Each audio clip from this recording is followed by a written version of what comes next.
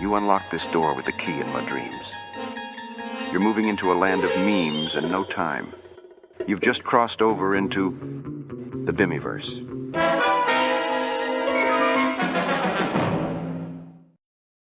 Welcome to the Cinemassacre Truth's second annual Monster Madness. I'm your host, Bames Rolfe. And joining us tonight is my cohort, Mike Matei. Pleasure to be here. So what are we reviewing? My 125th film, The Deader the Better. I really like it, and I'm going to give you a quick rundown like in all my other reviews. Oh, that's a good one. Let's do it. It's a black and white supernatural thriller filled to the brim with violence, gore, and guts. This is classic golden era horror meets Night of the Living Dead with a heavy emphasis on bloody special effects. Majority of the film takes place in my parents' garage on a set that I designed to look like a secluded cemetery in the woods. Starring two groundskeepers who have a very unusual job, The Deader the Better is a look back into the days when I still pursued my dream of being a filmmaker. I was just starting to pimp you out as the angry Nintendo nerd, and you still had time for projects like this. Every year I have less time than I did the year before. Back to the movie. Earl is upset with Lloyd for always making a horrendous mess while destroying the undead and wants to find a better way of doing things. You didn't need to hit him so many times. I only hit it once. Lloyd is almost at his wit's end with the recurring problem, and yet Earl attempts to rationalize the situation with him. It's a personal decision, and however it gives him emotional value and support, that's all that matters. What's your point? My point is you have no respect for the dead. Fuck the dead. Lloyd, easy!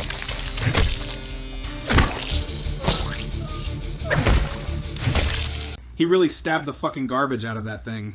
Vowing to clean up the mess, Lloyd sets out and soon encounters a zombie.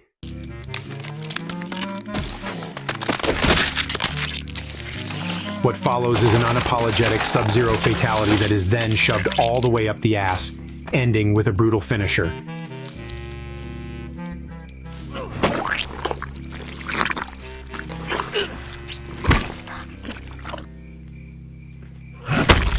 He just sexually assaulted a zombie. What were you thinking? He wasn't joking when he said, "Fuck the dead." Immediately after, I make my brief cameo appearance as a member of the undead. Yeah, I was actually summoned by the pounding of another zombie's head into its own asshole. At this point, it seems as if the caretakers are going to be overrun. You okay, Earl? Yeah, I'm good. You alright? I'm fine, man, but there's a shitload more of these peckerheads on their way. Peckerheads? I've got a peckerhead for you. It's now time to eradicate the remaining horde, so a chainsaw is brought out and the destruction goes into full swing. That's me getting whacked with a shovel. Reflecting on the night's work, Lloyd and Earl contemplate their job as groundskeepers in a haunted graveyard. Hey, it's a gruesome job, but somebody's got to do it. Lloyd starts the drive home, but there's one last surprise waiting for him. Fucker, get off me! Get off me! Get the fuck off me! Frick. You're not gonna fucking bite me, you bitch! They don't call it power windows for nothing, you zombie piece of shit. Eat this, bitch. Having an adult speak to me this way upset me. I should have kicked out a window. I trust you took the right actions. There you have it. This masterpiece is the goriest movie I've ever made. A couple months after its completion, I had the actors come back to film a behind-the-scenes documentary on the film titled Dig Your Own Grave. It was to stroke my ego, and I was definitely looking to be praised as a filmmaker. I should point out that no one was paid to work on my movie, and they certainly weren't for this either. People that were found on the internet, I was a little bit worried and nervous. Strangers. They were strangers. It sounds like what Snow White sounds like. Ooh, my pussy! It was sharp. I liked it a lot because I learned a lot of things that you never give consideration to. What the hell is that on his lips? Makes you wonder where his mouth has been. I'll show you how to eat a cookie. When you watch a movie, you never really think of. I'm gonna head out now, James. Tonight I dine on turtle soup. Thanks, Mike. I'll finish this in the nerd room. Some years ago, I made a top 10 list of my all-time personal favorite non-AVGN videos. The Deader the Better ranked in at number 4, so you could say that I'm very proud of the work I put into it. So let's check out the comments and see if anyone had any gripes about it. Yeah. Uh-huh. Yeah. Delamore? Cemetery Man? What the fuck is this? People think that I stole the plot and claimed it as an original idea. Get off my back. At least I ended up reviewing it during the 3rd season of Monster Madness. Well, maybe I did borrow a little from the plotline of that film, but I didn't outright plagiarize it. It was nothing like the embarrassing train wreck that was Monster Madness 2021. Monster Madness 2021 was the biggest, I couldn't believe what was happening when it was happening. And mind you, this person sat there and went, I had to write so much, and they fucking plagiarized every single thing. Where was the fucking producer checking the work? Where was the fucking guy whose job it is to do the work, who instead for 15 fucking years has been passing off other people's work as his own? How dare you? This is the thanks I get for creating a job for someone to do? To all your life just want to be creating stuff, and for someone to tell you that it doesn't sound like enough like that person, then that fucking person should be writing it. Their name is on it. They get fucking paid for it. I get paid for any of the bullshit that I wrote for Cinemassacre, this kind of stuff. And I fucked up. Why, you ungrateful bastard. Look, I've done some really questionable shit myself in the past. Like helping a known con man rake in the cash from a video game repro scam. Or the time a certain Halloween AVGN episode copied the unique ideas and research of an existing article without crediting the writer. And who could forget the time when I made a video calling out some of the fans? Hell, I've even been playing in a cover band that's entirely based around using the work of successful musicians. But I haven't been caught plagiarizing for one of my films, have I? Why exactly did that happen to me? Could it have stemmed from my laziness and lack of time? I don't know. Wait, maybe this is all starting to make sense. Was the Monster Madness 2021 scandal a direct result of my karmic debt to the universe for ripping off Cemetery Man and The Deader the Better? Is it traced back to that all along? Was it actually deserved? Furthermore, if it wasn't for the Cinemassacre truth exposing the plagiarism, there would have been 20 plagiarized reviews. I would have looked like such an asshole that it's beyond belief. What's more is that plagiarism is wrong, but if the intern didn't fuck up and do it, then I'd never have been pressured to go back to actually writing my own reviews. I'd still be like a mindless zombie shuffling around in the nerd room, aimlessly recording scripts fed to me by others. The thought of it is driving me to the edge. Has the guilt of this transcendental fate traveled through the cosmos to find me after all this time? My head feels like it's going to explode from this profound discovery.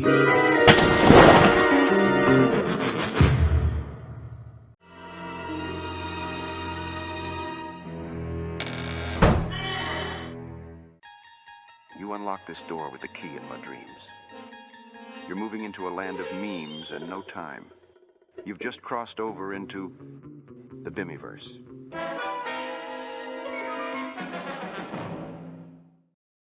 Well, it's time for me to review another one of my AVGN masterpieces, Shrek. This episode came out March 15th, 2021. And of course, not to my surprise, my fans of the asshole-ish variety hated on this episode, judging from the comment section on the Cinemassacre truth. But do you want to know what I think of it? Take a wild guess. I love it. Of course, my daughter loves this movie, and she begged me and the slobs to put this episode together for her.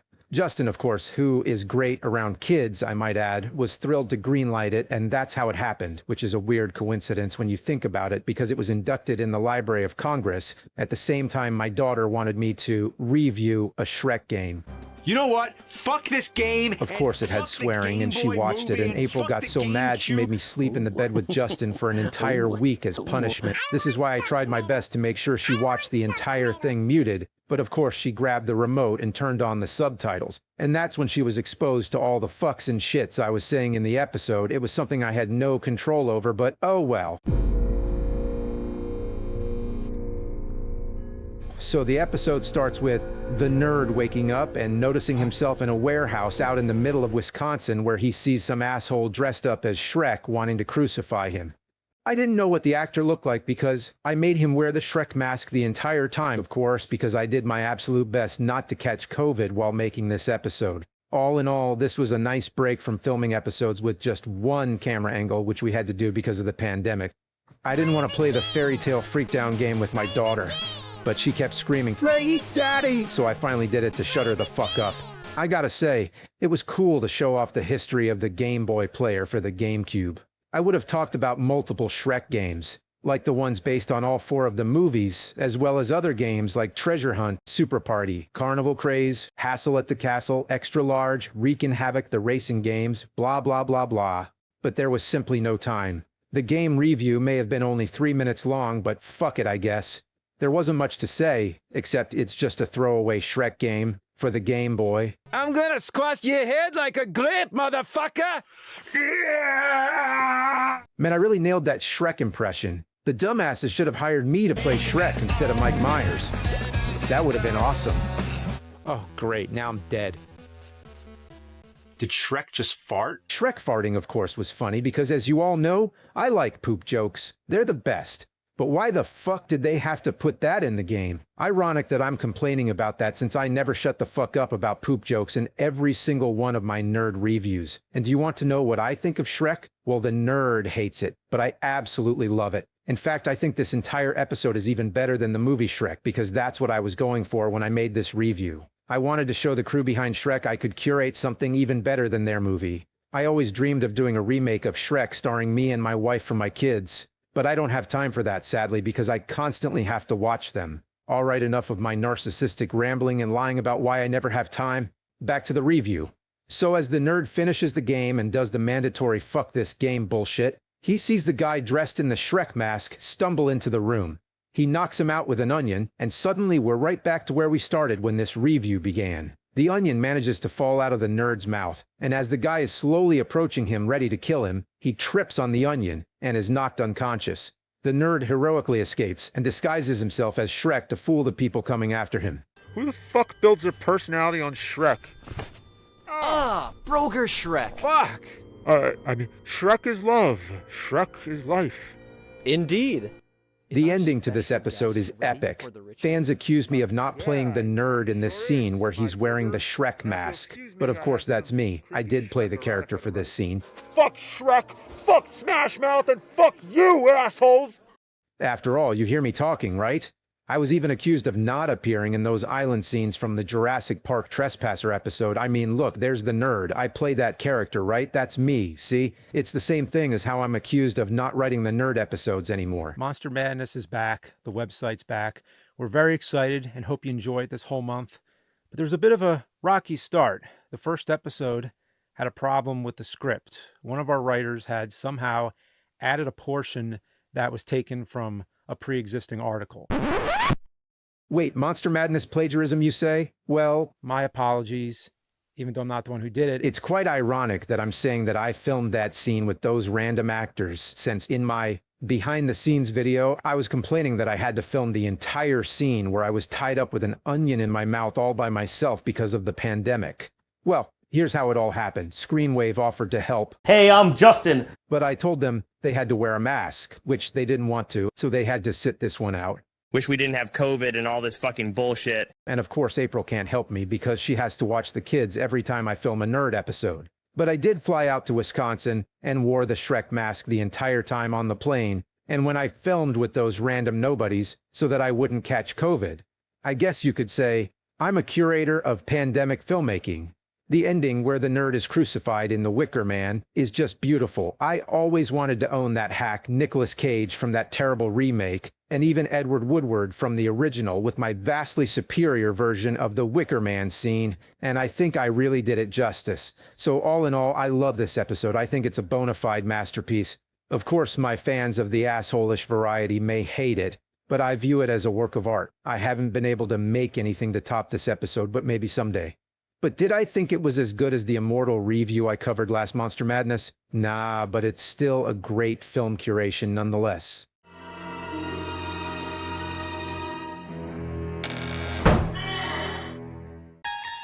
You unlock this door with the key in my dreams. You're moving into a land of memes in no time. You've just crossed over into the Bimmyverse.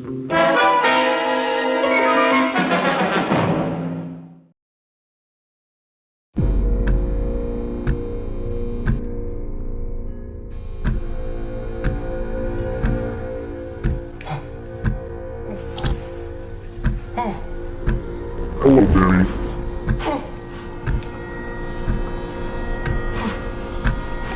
I want to play a game.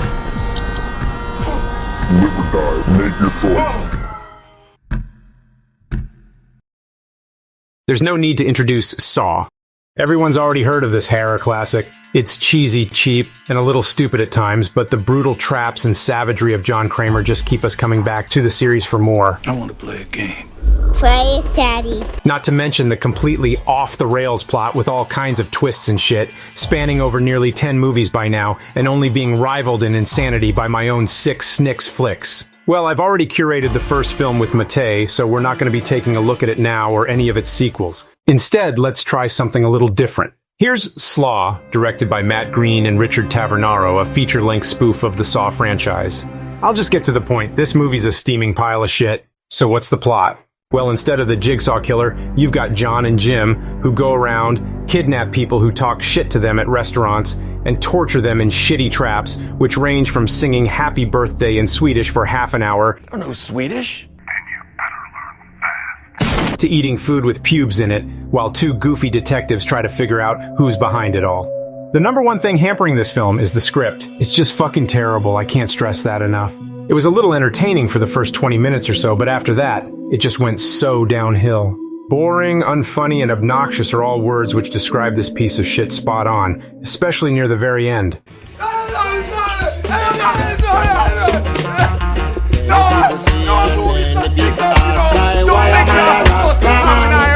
Not to mention that at a certain point the writer must have just given up completely. There's no definitive conclusion to the story. It builds up to a climax, but just kinda ends without anything really happening, as if it was unfinished, and the ending was an afterthought. Though I'll give the movie this. The acting wasn't all that bad, and most of the cast did a decent enough job for a film of this tier. I especially enjoyed John Capp and Aaron Bielner as the killers. Another thing that's horrible, though, is the execution of certain set pieces and digital effects. Now, apparently this film had a $120,000 budget. Take a look at a few of these scenes and judge for yourselves if you want to believe that or not. Okay, I understand that $120,000 may not be much when it comes to movies, but these kind of green screens and PNGs as signs is just going too deep into the shit territory. Anyways, to sum this shit up, Slaw is a film that comes very close to being so bad it's good, but it just doesn't quite make it there for me. I don't highly recommend it, but if you wish, give it a try and see for yourself. Maybe you'll see something in it that I didn't.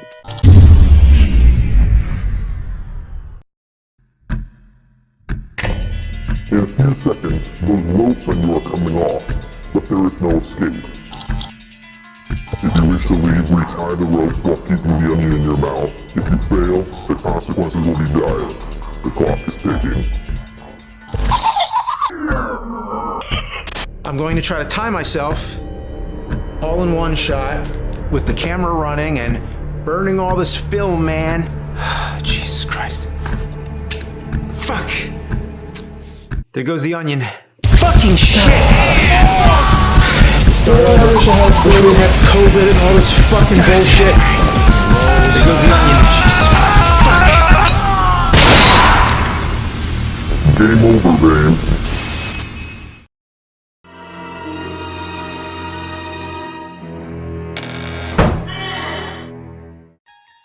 You unlock this door with the key in my dreams. You're moving into a land of memes and no time. You've just crossed over into the Bimmyverse.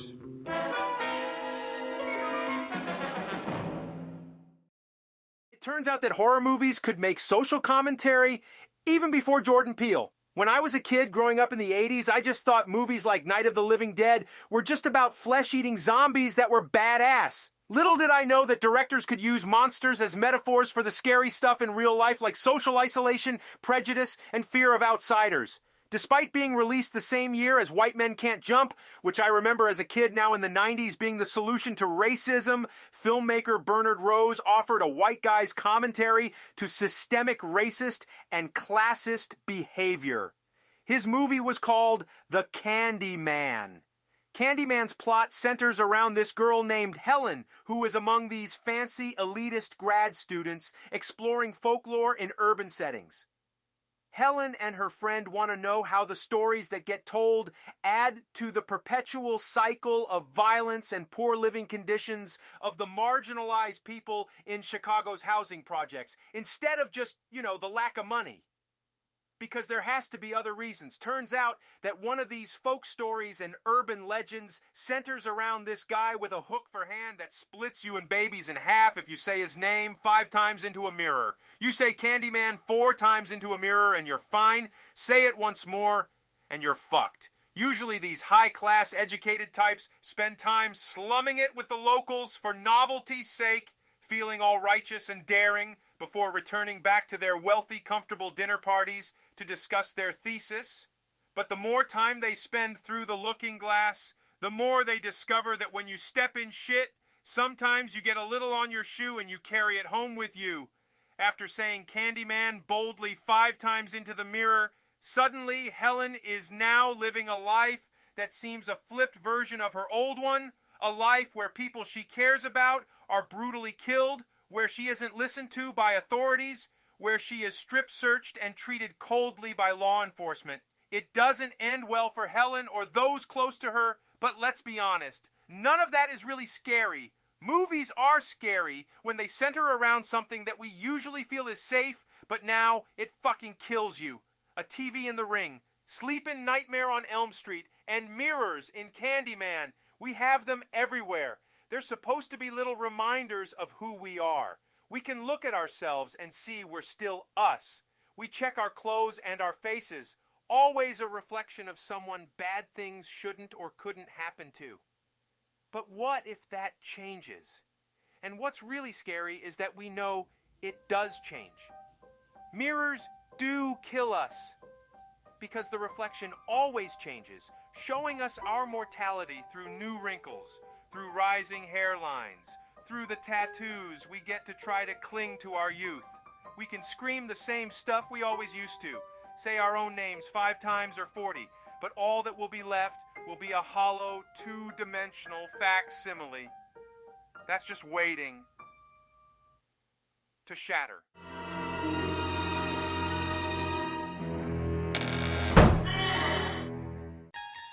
You unlock this door with the key in my dreams. You're moving into a land of memes and no time. You've just crossed over into the Bimmyverse.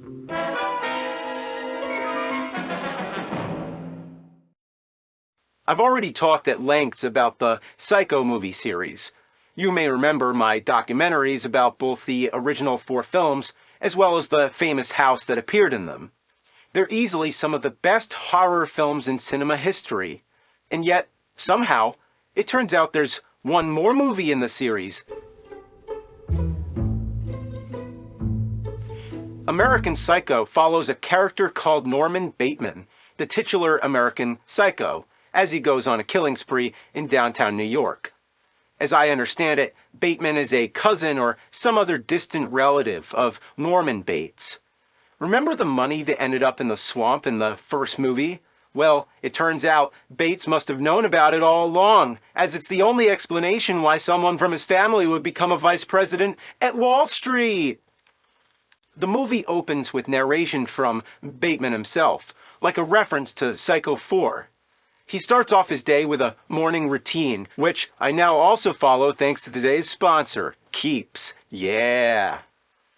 Did you know that 2 out of 3 guys experience some sort of male pattern baldness? And use the code TRUTH for 10% off your hair loss medication today. Back to the video. The routine includes an iconic scene where Bateman peels off his face.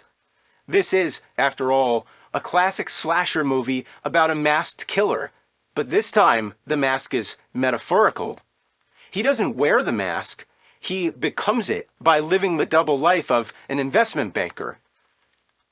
As we get to know our main character, we find out he's a man of many talents, making his later actions much more tragic. He's clearly a good investor, being able to grow his company so much.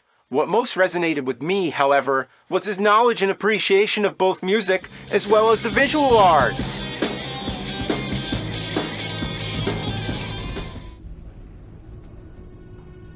Look at that subtle off-white coloring. The tasteful thickness of it. Oh my god. It even has a watermark. Believe it or not, on my first viewing, I also thought that card was the best. It's scenes like these that make me feel like Bateman is literally me. Now, Full spoilers ahead, just in case you haven't seen it. You've been warned. The movie is told in non-chronological order, as we follow Bateman through his day-to-day life, meetings and conferences, relationships. We see him slowly descend into madness.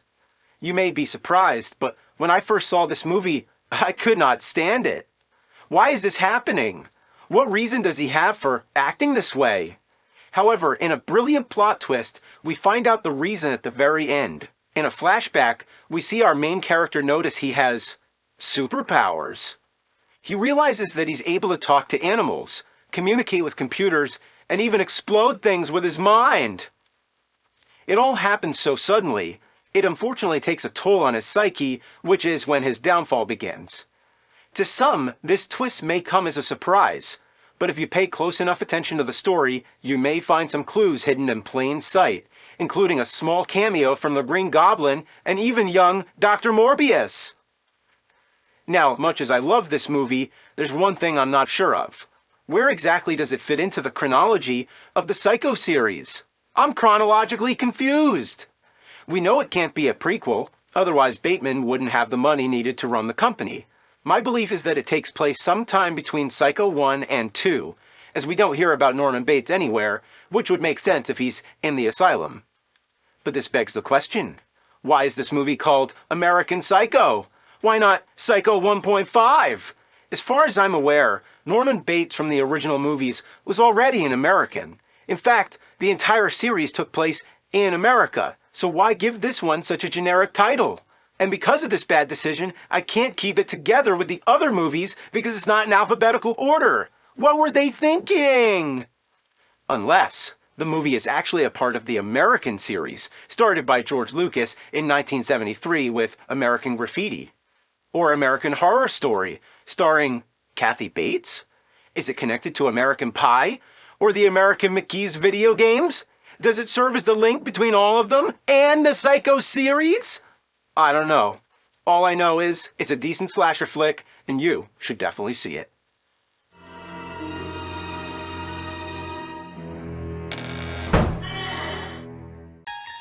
You unlock this door with the key in my dreams. You're moving into a land of memes and no time. You've just crossed over into the Bimmyverse.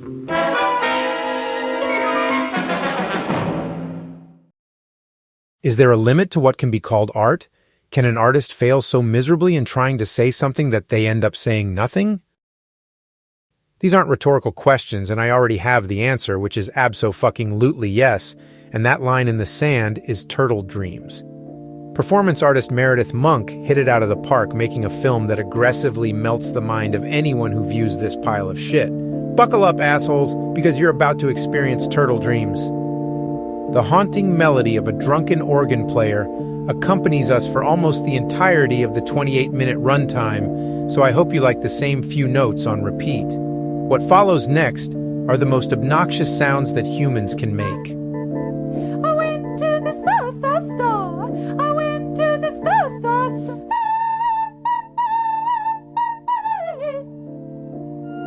Ba, ba, ba, ba, ba, ba. Having fun yet? This is the whole thing. There's nothing else beyond this. Well, this is what you assholes deserve for complaining so much. You know what? This is a great analogy for you guys. Ba, ba, ba. No, no. Ba. Oh, what's that? Get rid of the slobs? Okay, I will.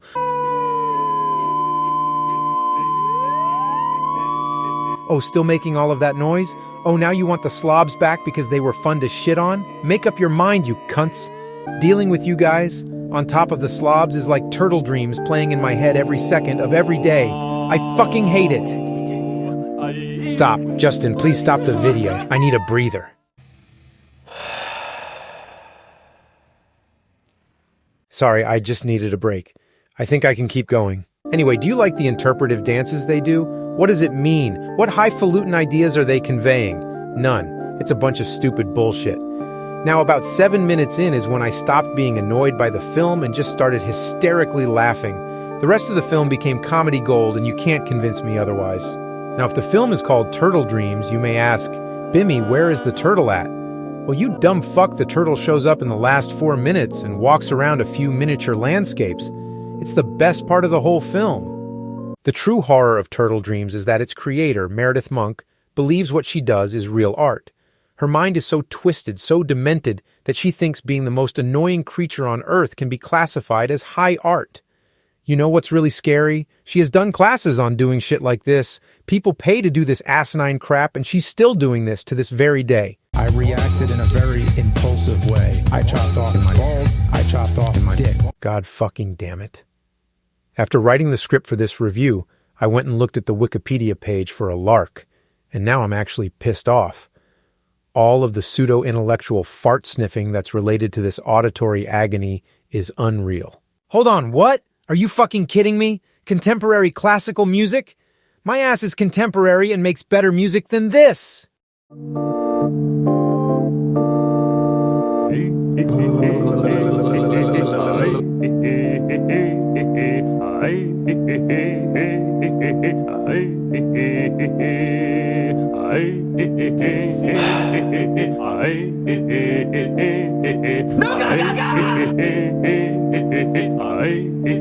Wow.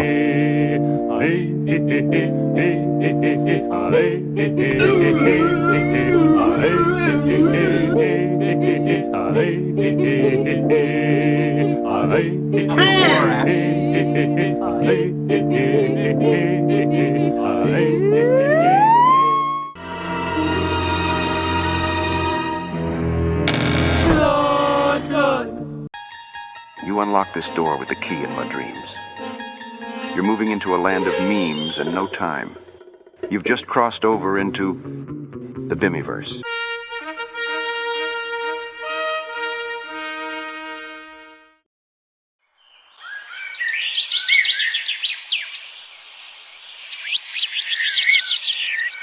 Top of the mountain to you. How are you, my royal followers? I'm fine, thank you.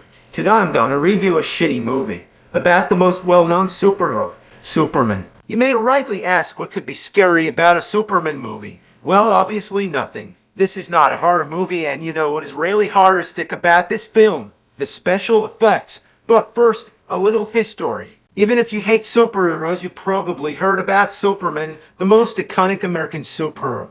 The honest and never-lying muscle lark, who works in a newspaper office under the civilian name of Clark Kent. The character was made by Jerry Siegel and Jim Schuster and debuted in the comic book Action Comics 1 in 1938. And in 1978, he got his first feature film, simply titled Superman. The film was made by Richard Donner, unknown until he directed Blockbuster and then infamous director in 1978. The film became so success. It gained several sequels. Today I'm dealing with Superman 4. Superman in the Quest for Peace is the fourth Superman film in the Superman franchise, made by Sidney Jafari, who the fuckery director in 1987. The story is so nonsensical that I will only tell it in a nutshell. In this movie, Superman tries to stop that countries destroy each other with nuclear weapons. For example, he collects nuclear rockets together in a gun web. I hope they won't explode near the Earth and throw them to the sun. I hope the sun won't revenge them with a solar flare. On the other storyline, Lex Luthor, Superman's nemesis, creates nuclear men to destroy Superman. Daily Planet has been taken over tabloid tycoon Mr. Boss, who fires the former owner of Junior Boss and hires a new editor. True, this movie has many faults, but no movie can exist without its positives. My favorite Nukem is Mariel Hemingway's character, who is the daughter of Mr. Boss. Now that you know the best part of the movie, let's get back to the negatives. Nuclear Man is a generic and lame secondary villain who isn't that intimidating or even threatening at all. He's just a downright very goofy and super poorly developed villain that doesn't have a comic counterpart in all the comics rebirth from the Superman issue. He takes himself way too seriously, and his only mission on his life is destroy Superman. There are many logical errors and nonsense in this movie. I could make an hour-long video about them. Instead, let's talk about the ones that bother me the most. First up is villain Nuclear Man. His weakness is without exposure to sunlight, his battery runs out. However, there are several scenes where he's separated from sunlight, but he doesn't give a shit about it. You see, he's inside the house. What kind of logic is this? The movie keeps having the same shot of Superman flying is used for every single shot where he is flying. On how random storylines. The final battle between Superman and Nuclear Man finally begins.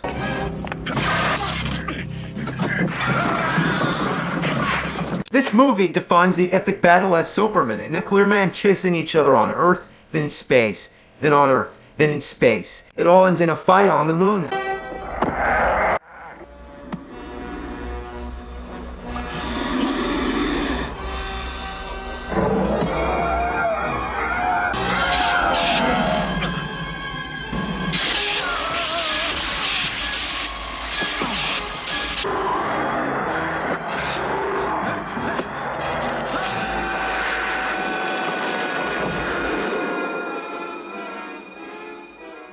Let's finish the story because my ass suddenly started to hurt from many sittings. After Nuclear Man seemingly defeats Superman in the universe's best move fight, Nuclear Man goes off to start a family with a beautiful newspaper lady. But before that, we get the world's greatest wisdom from Mr. Boss. I thought I taught you long ago that the business of newspapers is business. Oh, thanks, Mr. Obvious. Oh, don't be overdramatic, young lady. What kind of disaster could we possibly help bring about? I'm gonna fuck you up, baby. After Nuclear Man takes her somewhere in space to rape her, Superman defeats Nuclear Man with a solution he could have done any time before.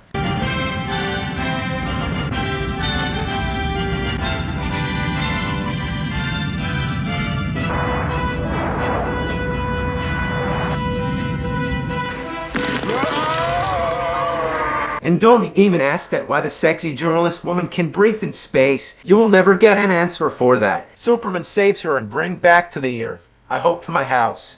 Superman returns to Nuclear Man, who is now lifeless, and deposits him in the core of a nuclear power plant, destroying him. And what happened with the Daily Plane? Junior Boss secures a loan to buy a controlling interest in the newspaper, making Mr. Boss a minority shareholder and protecting the paper from any further takeovers.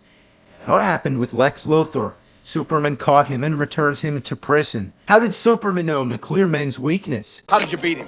High school physics, Luthor. While I was recuperating, I had time to figure out that if your foul creature was born from the sun, that had to be a source of energy. Well, that explains everything. And that's not all. Originally, if the film had been successful, the studio would have planned to produce fifth film using the omitted scenes. However, after the failure of Superman 4, this plan was scrapped. Damn. Next Christopher Reeve's Superman movie after this shit crap, what would it have been like? Well, never know for sure. What we can say for sure is that I am lucky to have such a loyal audience like you. Well, enough of the sentimentality. James Rolfe sign out. See you next time.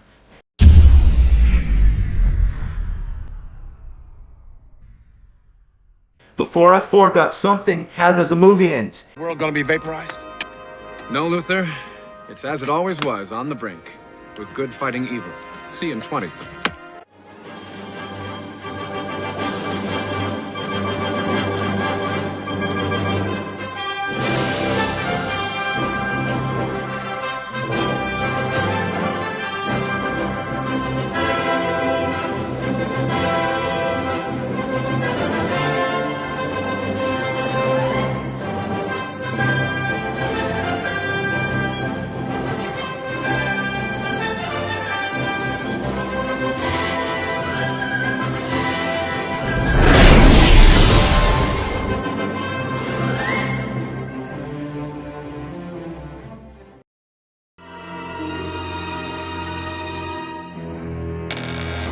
Wow.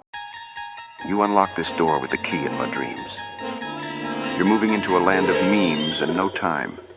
You've just crossed over into the Bimmyverse.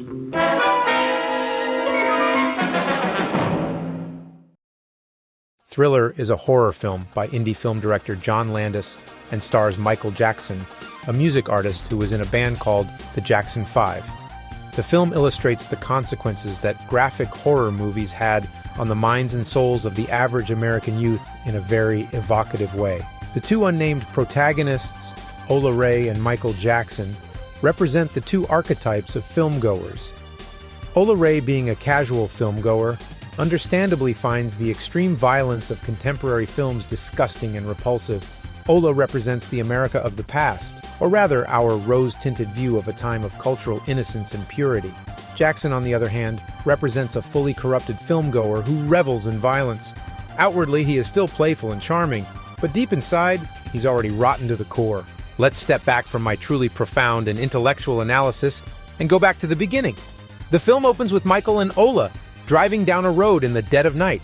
Some shenanigans later and it turns out Michael is a wolf man? Whoa, didn't see that coming, that's wild. It was really weird how, after he transformed, his dog face split open. Whatever. But as it turns out, this was a film within a film. I've utilized this trick before in my films, but Thriller did it pretty well, I guess. Also, Michael and Ola were watching a film that starred themselves. I'll save my pontifications on this detail for later anyway. Ola gets scared and wants to leave, while Michael is enjoying watching Wolfman Michael rip his girlfriend apart. Ola leaves and Michael follows, teasing her along the way. Then, out of nowhere, a musical number began. When I reached this part of the film, I was very confused. It was very bold of Mr. Landis to do this, but I'm not sure of its effectiveness. I wasn't really scared. Unfortunately, the little jigs that Michael is doing to spook his girlfriend coincidentally are the same movements of the rite of raising and the dead from a nearby graveyard come back to life. As they're surrounded, Ola looks to Michael for protection, but it's too late. He was a skeleton. The agonizing fear of the ghastly foreigners, being my xenophobia, came out of nowhere. I had good behavior at the special ed school for 7.5 years. I collapse on the floor and scream. Time runs out. The fans helped create the idea for this xenophobia. I was classified as a neurologically impaired student and diagnosed with xenophobia, the fear or prejudice against foreigners. The actors playing the zombies really gave it their all in their performances. Just look at how scary they are and how unnatural and disturbing their movement is. As Michael and his gang of grotesque groupies finish their devilish dancing, Ola escapes to an abandoned house. As Michael closes in, Ola surrenders to her fate, only to realize it was all in her head. As Michael offers to walk her home, he looks right at the camera, revealing his true nature as the haunted howls of Vincent Price are heard. There are some strange choices, but the eerie atmosphere really pulls the film together into an instant Halloween classic. Honestly, it goes by so quick, you'd swear this film is only 12 minutes long. That's what great films do. Hey, I'm Justin.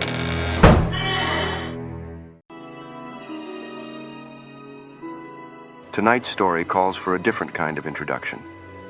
This is who you may recognize as James Rolfe and his close friends. In your world, they would all go their separate ways. But in another, they would all remain best friends and enjoy their mutual success. We invite you, if you dare, to step through the portal back to the year 2015 in a dimension on the other side of the Bimmyverse.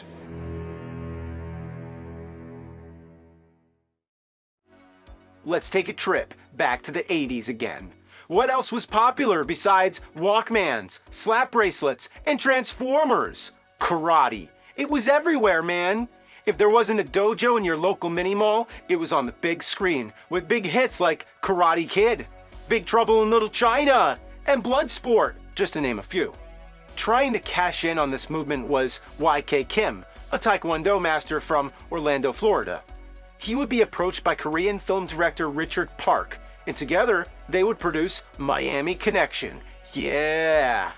Unfortunately, when the movie was released in 1987, it was rejected from every major movie distributor, played in only a few theaters in the Orlando area, was quickly forgotten, and nearly bankrupted Kim. It wasn't until recently that Draft House Films restored and re-released the film, and has gained a cult following since. But why bring a movie like this back to the movie-going conscience?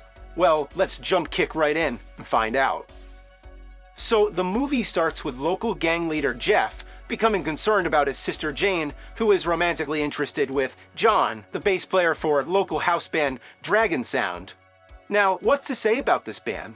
Total fucking charlatans! No one even notices that none of their instruments are even plugged in. Otherwise, everyone else seems to dig them.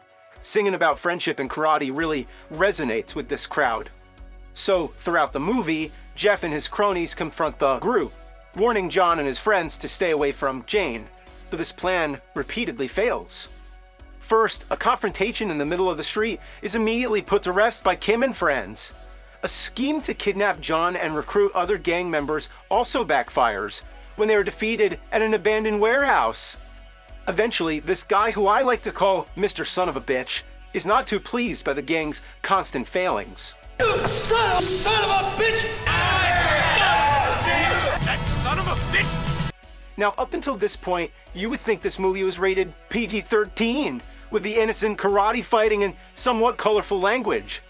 But when the group gets confronted by katana-wielding ninjas in the middle of the day, the violence dial is turned to 11. To avenge their severely injured friend Jim, Kim and John straight up murder everyone in sight. Sidekicks to the face aren't enough for these ninjas. No, the way of the sword is the only answer.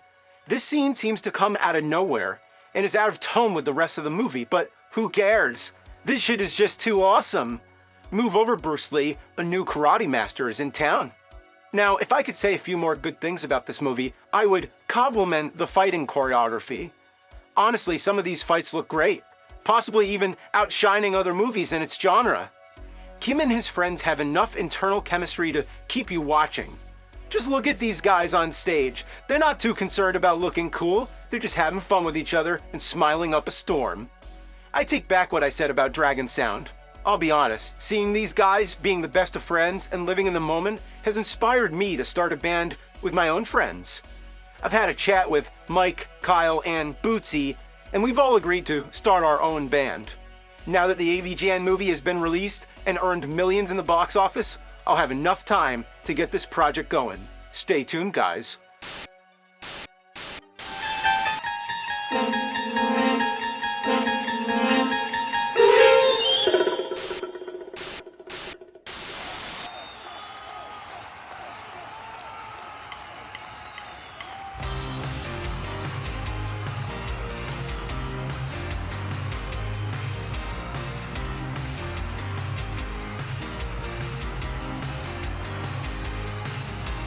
Friends through eternity, loyalty, honesty will stand together. True, think or then. Friends forever will be together. We're on top 'cause we play to win.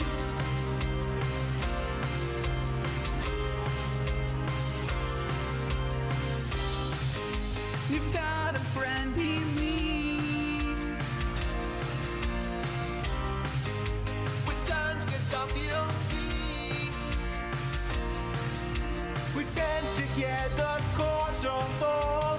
When I'm weak and then be strong. I know I can depend on you to show the way and see you. When through eternity, loyalty, honesty will stay together. True, thick or thin, friends forever will be together. We're on top 'cause we play to win.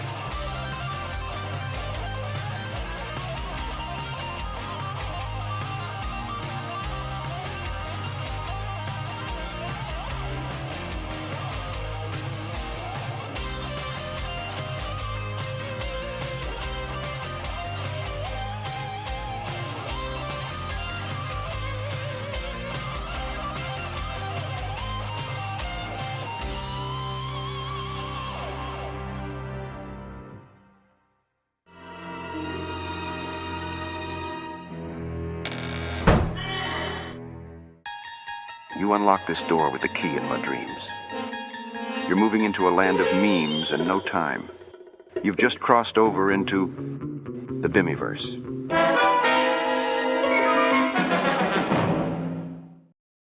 You assholes often make fun of me for trying to educate people about the truth behind the name Frankiestein. Yeah, Frankenstein is the name of the doctor, not the monster.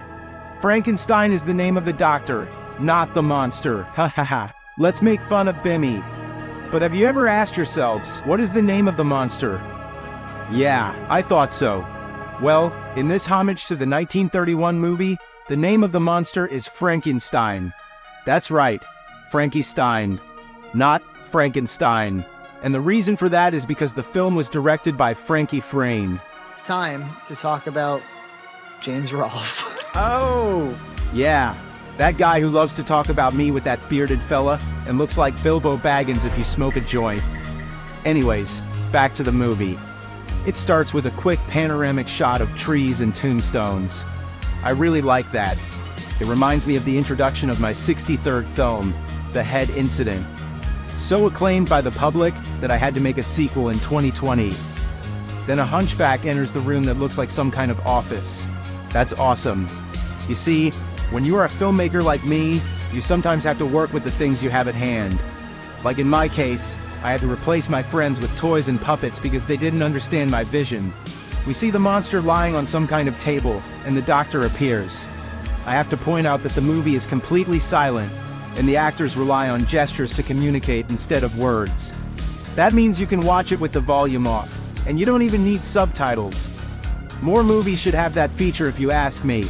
It sucks when you want to watch a movie while you are babysitting your kids. Lightning strikes and the monster revives, attacking the doctor. And just before he kills the doctor, the hunchback grabs his hand, and together they escape the laboratory and have a nice picnic. This part really bothers me because it loses that horror atmosphere it had at the beginning. Suddenly they become best friends or something. Friendships that come out of nowhere are something that I really dislike in movies. I saw it in the 19th film of Zack Snyder. We filmmakers know that people love well-established relationships. That's why Cooper is so popular among my fans. But unlike Cooper, who was satisfied with humping a table, the hunchback out of nowhere starts to develop a homoerotic fixation on the monster. But the monster doesn't like it, and throws him into the water. It's a well-known fact that hunchbacks can't swim. The doctor arrives shortly after, and tries to take Frankiestein back to the lab. But he refuses. He is going to take his own destiny into his hands. And that's the end. What do I think of it? I liked it. It reminds me a lot of the hundreds of films I made, but it's the story that connects with me the most. The way I see it, the doctor is Screenwave, and the hunchback is the truthers. They both think that they keep me relevant, but the truthers sometimes go too far, and Screenwave doesn't know what the fuck they are doing. So I've decided that I don't need them. I am cool enough, and I will show it to the world. So if you want to watch Frankiestein, you will get a better understanding of it if you think of it as an humble homage to my filming career.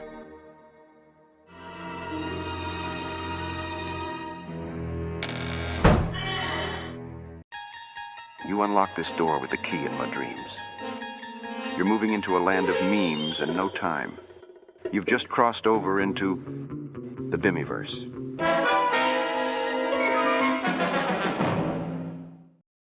Today on Monster Madness, I'm running an experiment.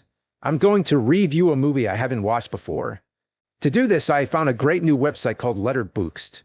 It's a place for film curators like me. While browsing, I found this list called Random Movie Roulette. All I have to do is generate a random number and review whatever movie that is on the list. Pretty exciting, yeah. Okay, here we go. Yeah, that's not a fucking random number. 540? Did Big Ryan hack my browser as a joke? Let's try again. Okay, that's bullshit. I play nerd, so believe me when I say that getting 540 twice is extremely improbable. Let's try one more time. There we go. What the ass? Okay, I guess it doesn't really matter. So what is Film 540 then? Killer Joe. It's from 2011 and directed by William Friedkin.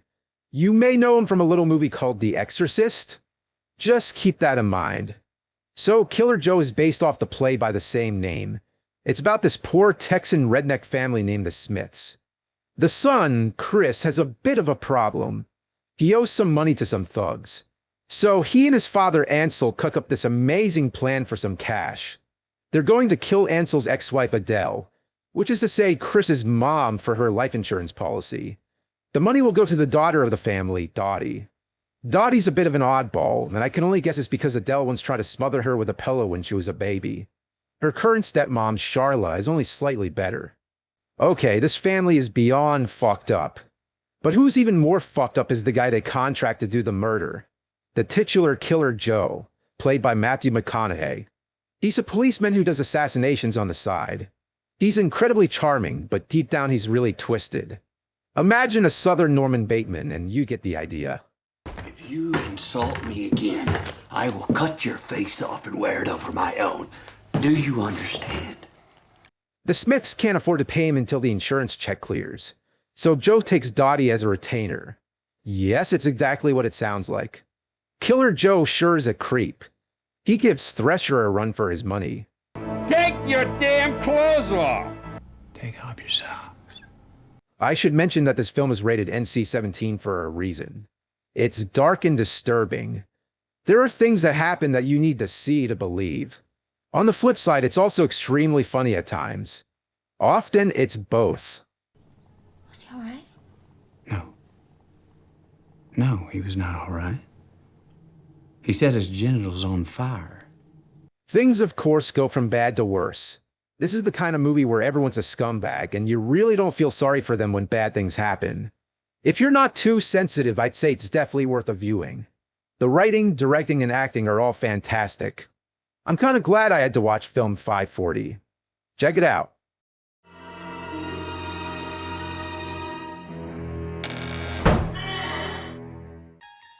You unlock this door with the key in my dreams. You're moving into a land of memes and no time. You've just crossed over into the Bimmyverse.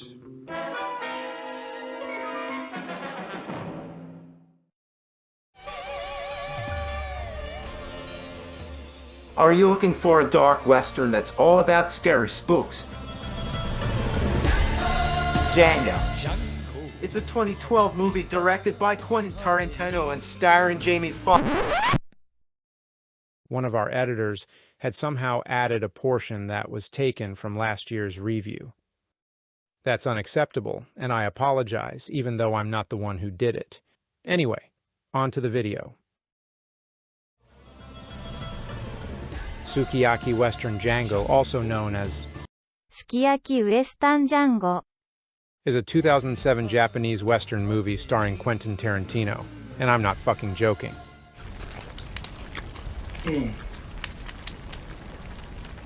In reality, he only plays a small but very prominent role in the movie.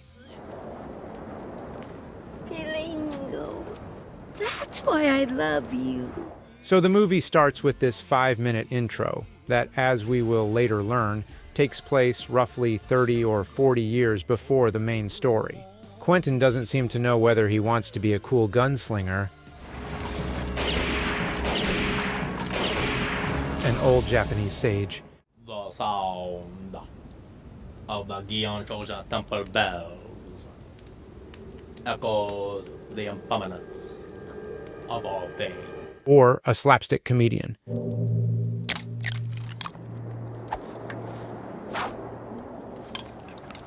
But the truth is, this is actually the perfect analogy for the entire movie. The actual story takes place few hundred years after the Japanese Genpei War. The two clans, Genji and Heike, are now cowboy gangs, and they both reside in a town called Utah, Nevada. Yup, that sure is Nevada. So one day a lone gunman rides into town. We learn that both gangs are after gold that's hidden somewhere.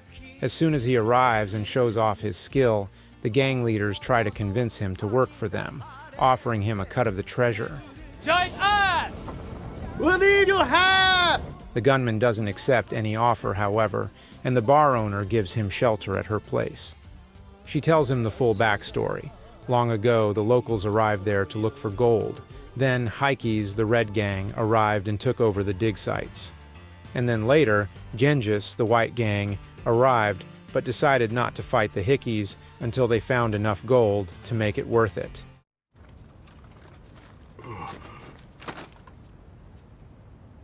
Dang.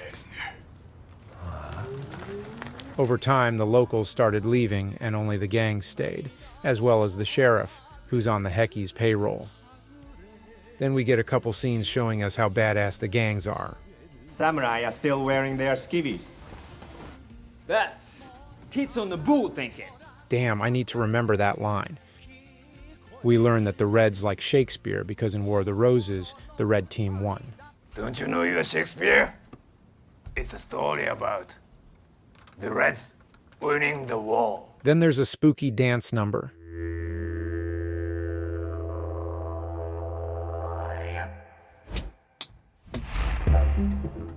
And then we learn that the Genjis are about to get their hands on a special weapon, and the Hockeys want to get to it first. So they go after it.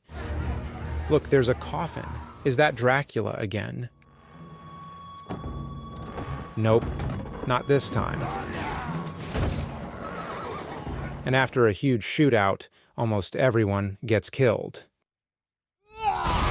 Then there's this little boy whose parents were the Romeo and Juliet between the two gangs. His father was killed earlier, and now his mother dies too. Anyway, the saloon lady feels there's going to be another shootout, so she tells some guy to visit her old friend and stock up on guns. Turns out this friend is none other than our pal Quentin, this time dressed up as Emperor Palpatine. What can I say? At the end, I am an anime otaku at heart. What? We get some more backstory from him. This is what you get for wearing shoes, woman. It turns out that girl is the bar lady. Quentin taught her how to shoot, and she became a legendary gunslinger known as Bloody Benton. Anyway, the last remaining Reds managed to get their hands on the gun, as well as on the sheriff who tried to run away. So they come up with this human centipede attack formation and go back to town to attack the whites. We die. I die, you die, he dies, she dies, we die. Everybody dies. But the bar lady has a plan. She decides to lure everyone out in the open by using the gold that they've been after, which, as it turns out, she was hiding all along. We get this cool shootout. The lady becomes Bloody Benton once again, and everyone gets killed. Till I beat you.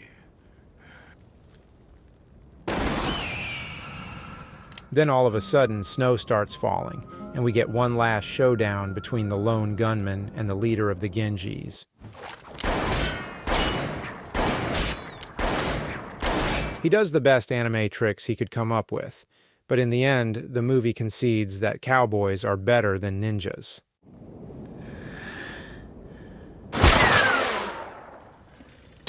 And by the way, if you still weren't sure why this movie was called Django, the filmmakers tell us in the final shot. Remember the little boy who lost his parents? He travels to Italy and becomes a gunman known as Django. Later he changes his race, meets director Sergio Corbucci, and stars in his own series of movies. Yep, that's the true story of Django. Overall, the opening scene with Mr. Tarantino represents the movie best. It doesn't know if it wants to be a Western, a Japanese drama, or a comedy. It tries to be all at once, but ends up being a mishmash of scenes that just don't fit together. It's probably worth watching drunk just to appreciate Quentin's acting ability. What can I say?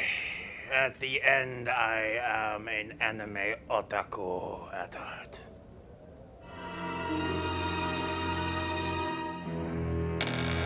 What? You unlock this door with the key in my dreams. You're moving into a land of memes and no time. You've just crossed over into the Bimmyverse.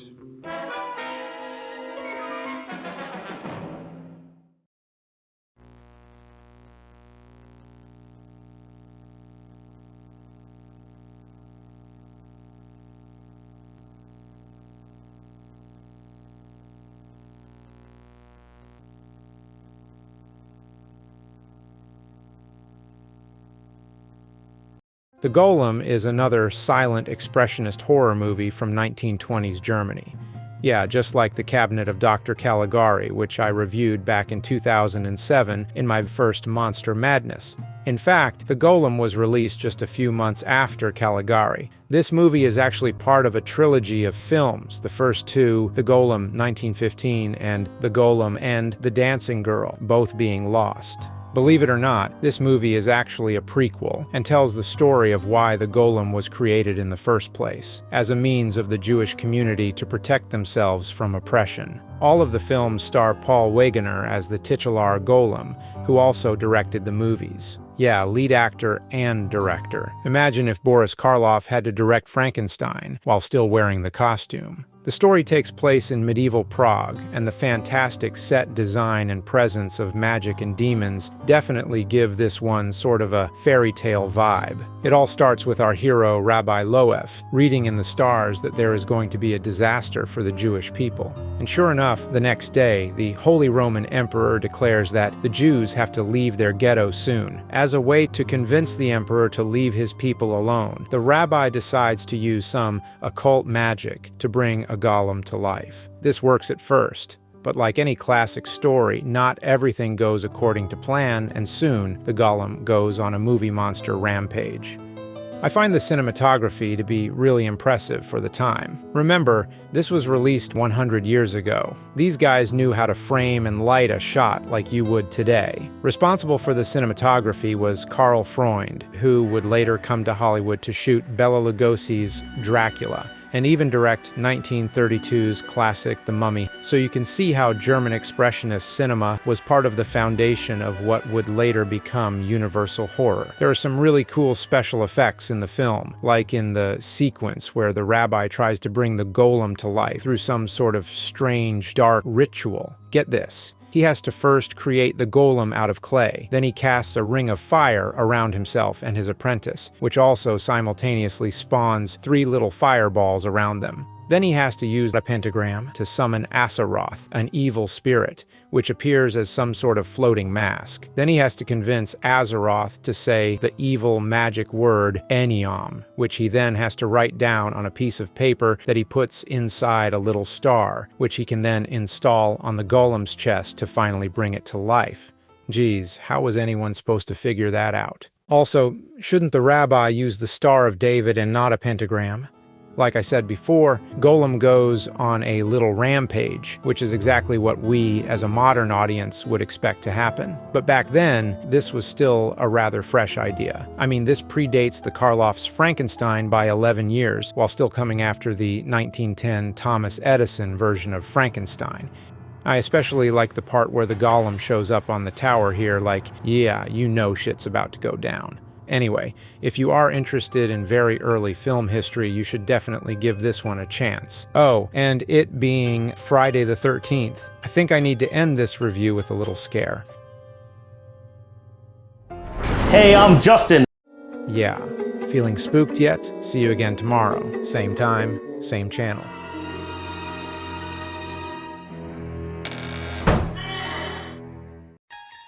You unlock this door with the key in my dreams. You're moving into a land of memes and no time. You've just crossed over into the Bimmyverse.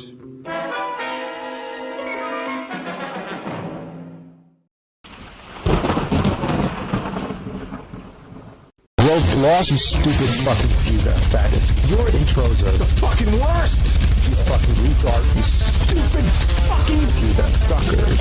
I hope you're gonna die! You are really one stupid fucking Pokemon fucker. You know that? You fucking piece of crap. You suck at life, the whole world hates you, you're going to hell, live with it.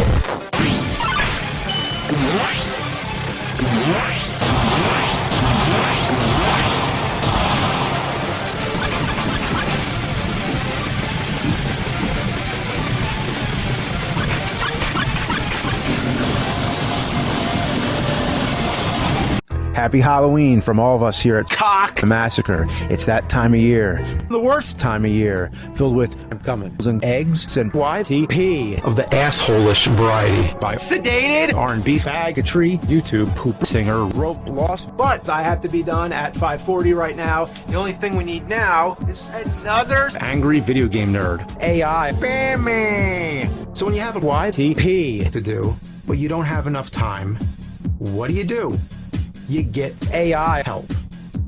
While most of the fans watching are pumpkin fuckers and already get it, there's some retarded garbage stabbing people who are trying to be counterproductive to the whole thing by saying, They don't like AI, or they don't like them being involved in Cinemassacre, Truth. Monster Madness videos, or whatever it is.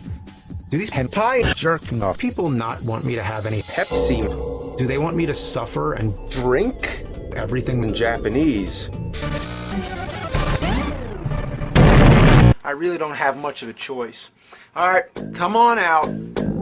This is AI. Bimmy! Hey, what's up, this ain't Bimmy here. I cloned him for my own dick tip. I'm here to do the lines Roebloz and hardware already too lazy to splice in final cockroach. Pretty efficient, I guess, but half the time it doesn't work.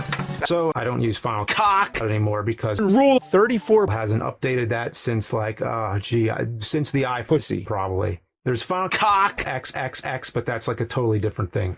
Before we get into it, let me tell you about this video's sponsor, Express Condom. Express Condom has created some pretty solid wireless cock Pepsi. They look stylish, coming in your wife's private tunnel. If you're not familiar with the virtual porn network, think of it like this. In the old days, I'm talking way back, I would sometimes have to spend up to 18 hours a day beating off while watching Rule 34 content. That is no longer possible for me.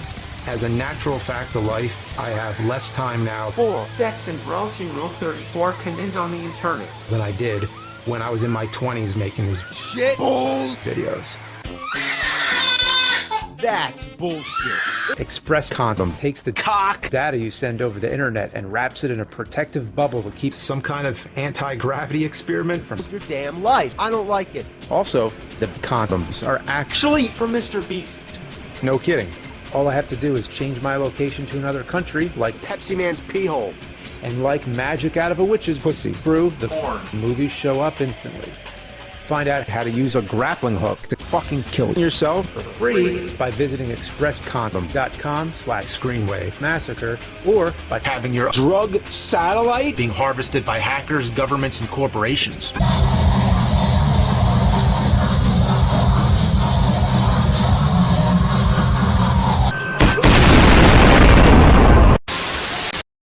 Mein Führer, dann ist die 9. Armee verloren. Wir werden die im Norden und Osten bis an den äußeren Verteidigungsring vorstoßenden Sowjetverbände in einem rücksichtslosen, mit aller Kraft geführten Gewaltschlag zurückwerfen.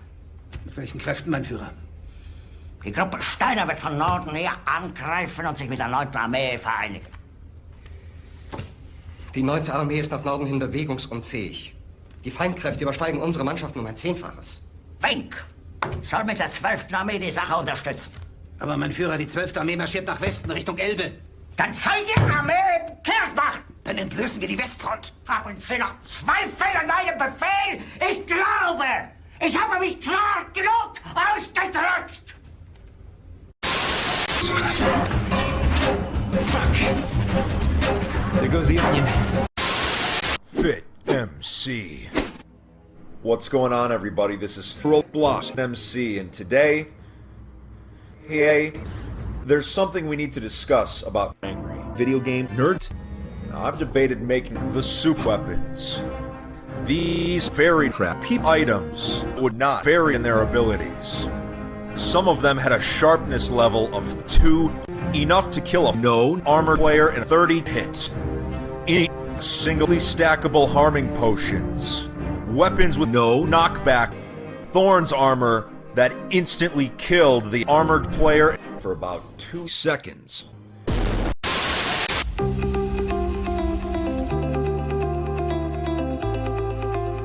Welcome back.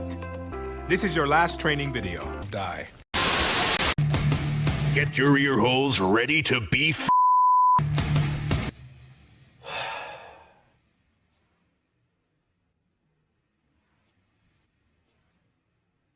Wow.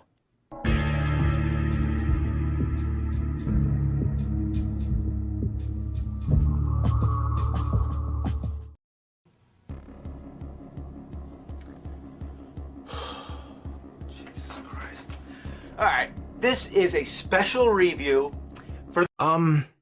Take a wild guess. It's,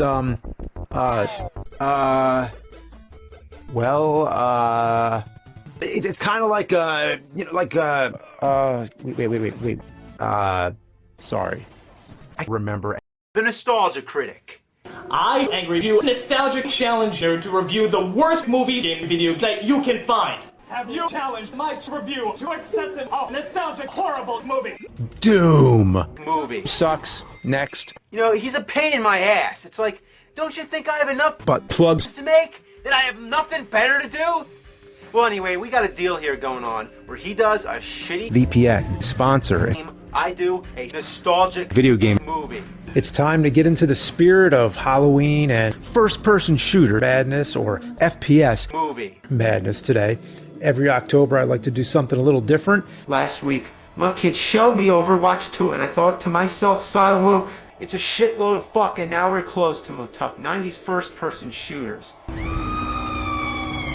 You can't mention 90s first-person shooters without mentioning Half-Life.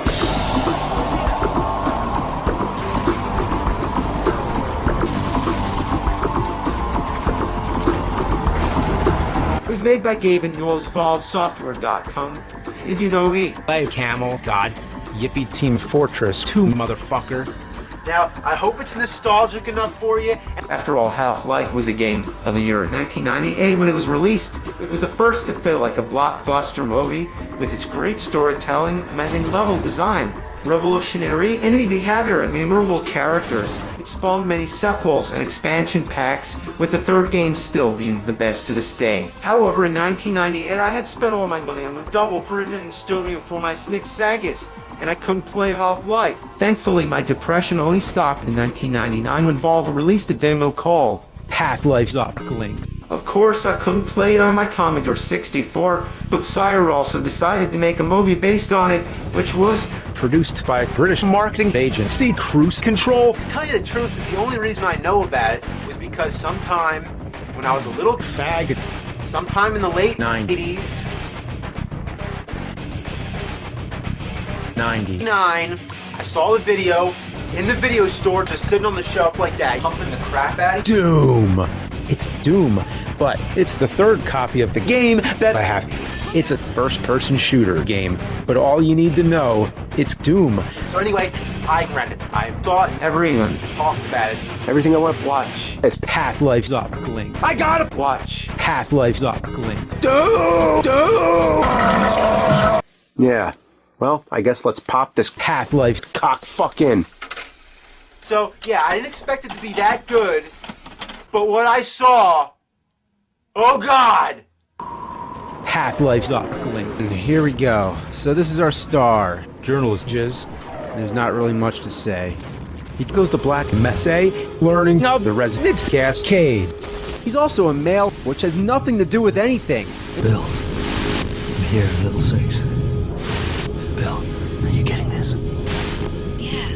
As for the story, we see his adventure in the Black Mesa Research Facility. He tries to report the scoop on the situation to his friend, but flees from his hiding spot upon hearing a soldier approach and meets up with a sadist. I am not leaving. I am not leaving. The gooey tongue of a barn neck falls from the ceiling and just decides to leave, personally leaving the science to get eaten. You know, there's some logic there. That is a more acceptable. Look, Gordon, a rope. We could use. Help me, Gordon! Wow, what an asshole. He then flees again from an unknown alien ass and ends up coming face to face with the Heka soldier from before. Prepares to shoot him. He is saved by one of the Black Ops.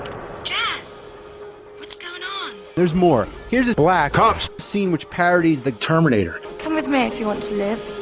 What does any of this have to do with Half-Life's Uplink? And the movie ends and teases a Team Fortress 2 movie.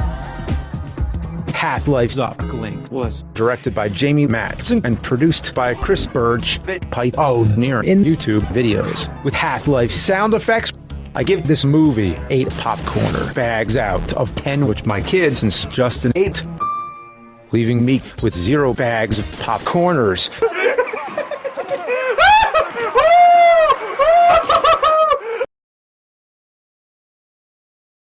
All I can say to you, Justin, is fuck my kids, and fuck you. You're easier to beat in real life than you are in a fucking game, you no good piece of...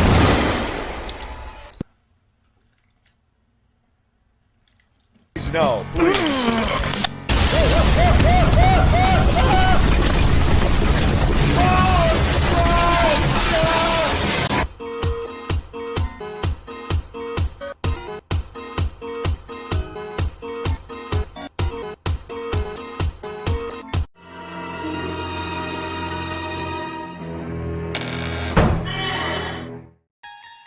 You unlock this door with the key in my dreams.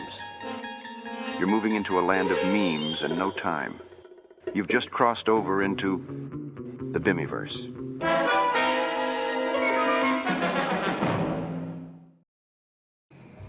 You all know I'm a big fan of Japanese media like Godzilla. Yeah, that's about it. But today, another film might join that list because we're going to be taking a look at Satoshi Kon's Perfect Blue. The movie stars Mima Kurigo, who's almost as hot as my wife, as she attempts to break into the world of acting, while the doubts about leaving behind her previous job as a singer slowly start creeping into her mind, while she also has to deal with a stalker who seems to know her every move. She gets picked to be one of the lead actresses in a crime drama titled Double Bind, soon after her departure from the pop idol group Cham. Though some people aren't too happy with her new lifestyle and are actively trying to sabotage it,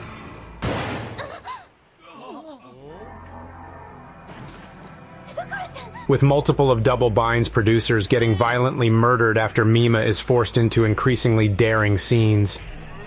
The plot is told in a rather confusing way, as the identity of Mima's tormentor, and if he or she even exists, is left ambiguous up until the very end, with the movie only providing hints that vary in truthfulness before the grand reveal. Spoiler alert. It's her manager, Rumi, who's got a split personality in the form of her ideal image of Mima, and is working with the real Mima's schizophrenic stalker, who she was able to convince that she's the real Mima, and he eventually tries to kill the actually real Mima, but fails, and then Rumi, as her Mima split personality, tries to kill the real Mima because she, along with the real Mima's stalker, believes that she's the real Mima and that the real Mima is an imposter.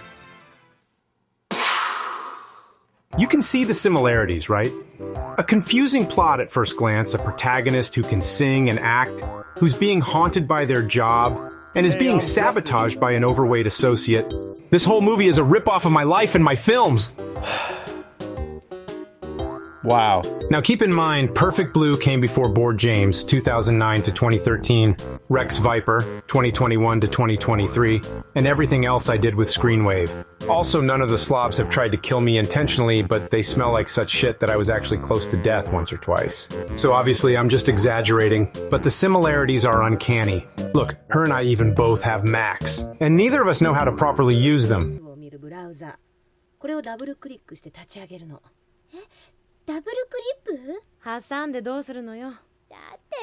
Who the fuck wrote this shit?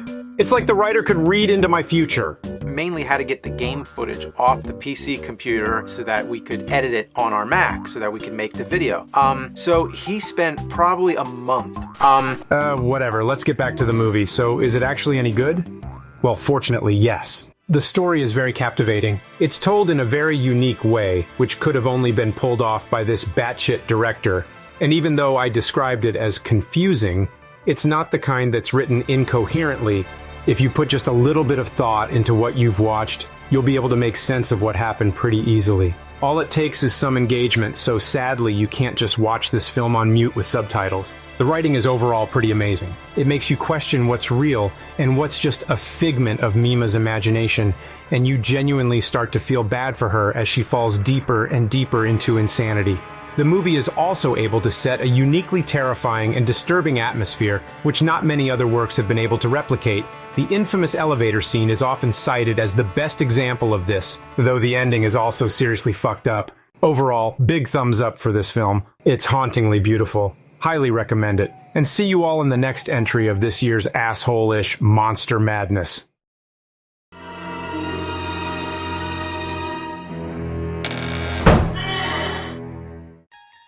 You unlock this door with the key in my dreams.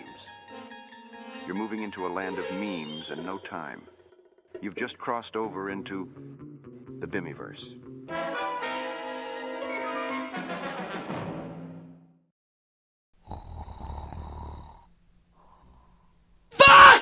Well, we've talked about ghosts, golems, and ghouls. Now we talk about demons, specifically the Leonrbarry. Now we are getting into the good stuff. In the early to mid-80s, whilst the slasher boom was going on at the time, the possession and supernatural genre were beginning to make a return, with some examples being Evil Dead 1, The Howling Poltergeist, and most recently, up to that point, A Nightmare on Elm Street, which blurred the line between slasher and supernatural horror. But on the other side of the globe, those wacky plumber Italians were always making those types of wild and supernaturalist look-backs for decades before that point. Starting from the haunting black and white cinematography of Mary Bava to the colorful and blood-soaked movie Theater of Demons, which would be directed and written by his son, Leonrbarry. Demons, or in its native tongue Demoni, was an idea thought up by Leonrbarry during his start as a filmmaker. Essentially, he wanted to make a horror film where people were attacked in a theater by the monsters they see on the screen. It was a novel concept and offered a unique take to the Italian horror genre up to that point. Our story begins with this college student on a train, accompanied by an awesome new song. This whole soundtrack was composed by Claudia Simonetti, who previously worked on loads of Italian exploitation before and after this film, and this is one of his best scores. As the train stops, she is followed by a strange man who seems to be Kano from Mortal Kombat. This blows my mind. I mean, look at him. It's Kano. Kano gives our main girl a golden ticket and fucks off. Maybe he works for Willy Wonka too, who the fuck knows?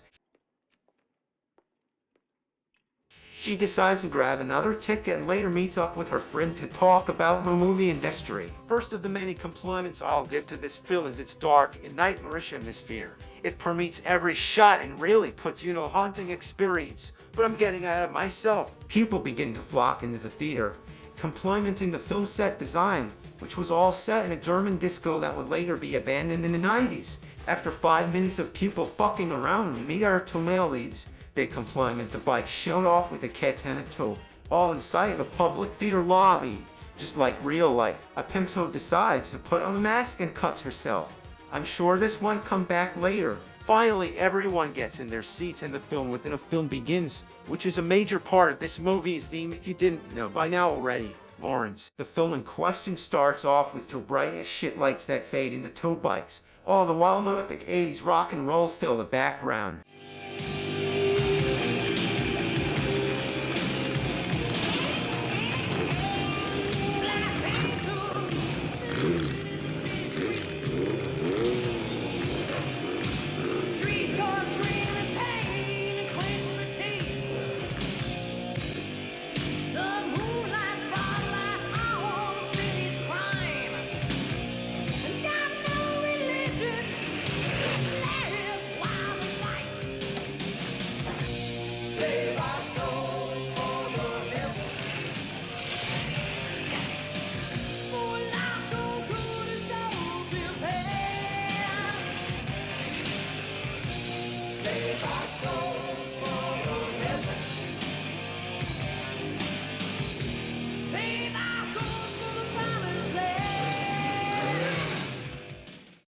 Some bullshit banter goes by with our main heroines and heroes before we get to the first of our many victims. Our unlucky friend Nut, his uppercut is beginning to bleed more and more, just like in the film being shown to our protagonists.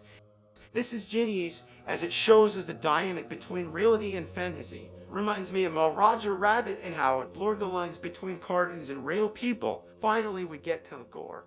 And oh man, is it a treat. Every bit of special effects in this film is wild and intense. Headballs are ripped out, someone is scalped, another has their throat ripped open. It's just fucking crazy.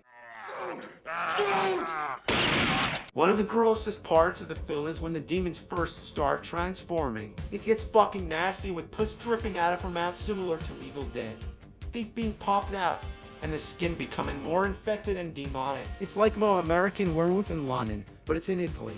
And it's demons, with the doors all seeming shut. All of our characters are stuck inside this theater of death with no way out in sight. While it doesn't make much sense, it helps with the dream-like tone that persists till the end, and almost feels like you're in a perpetual nightmare that will never end. As I've mentioned before, the music also kicks major ass. It features that scary synth score, giving Buck a forbidding atmosphere and high tensions of terror.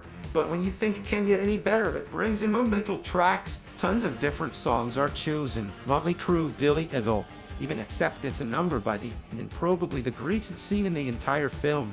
Everyone needs to see this.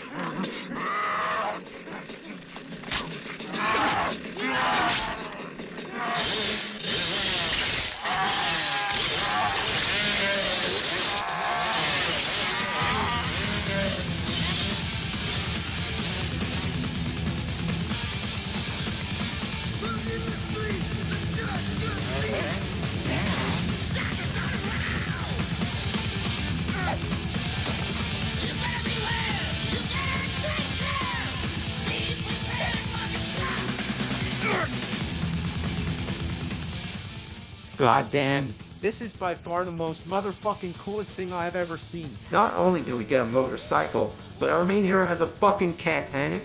It's incredible. He's riding on chairs, slicing off paints, cutting up every single demonic son of a bitch in his way, even doing samurai poses like a badass.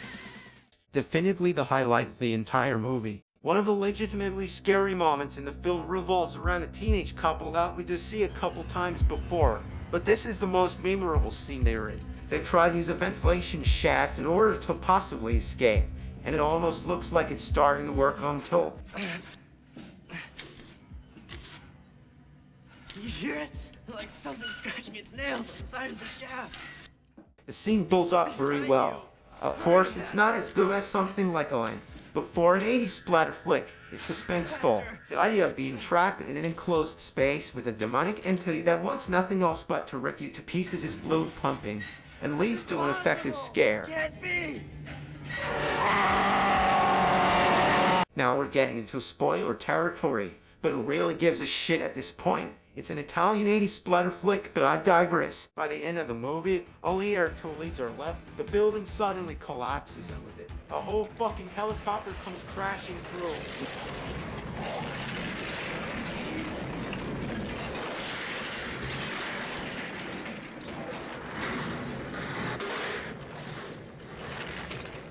We get another tense scene as our final survivors begin their escape, and we get some gory kills with helicopter blades. As they climb up and are just about to make it out, that kind of fuck comes back. Where was this gay? He just appears in the beginning and now suddenly he comes back. What the hell was he doing the whole time? Watching? It's never explained. But we did get a cool kill to make up for it.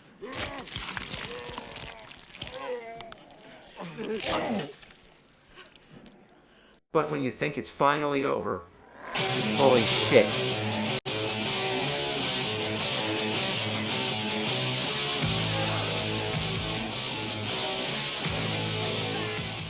It essentially becomes Dawn of the Dead with demons, and our main leads are chased through a destroyed street as they're being closely chased.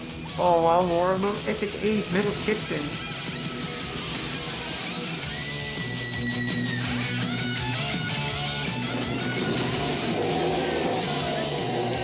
Come on, Cheryl! Come on! I can't! I can't! They're right behind us! Hurry!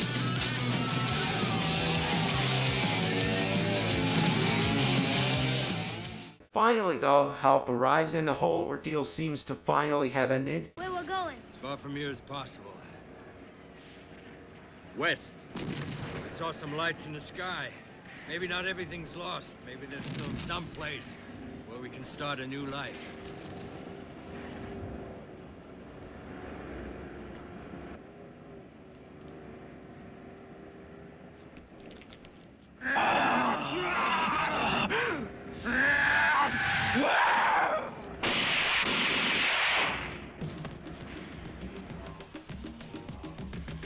Well, damn, that was one hell of an ending.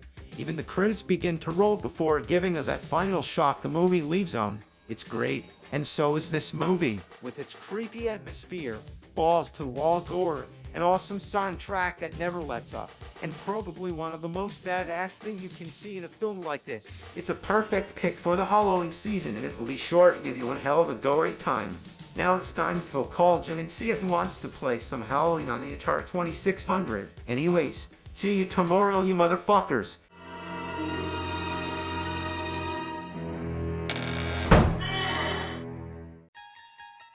unlock this door with the key in my dreams. You're moving into a land of memes and no time.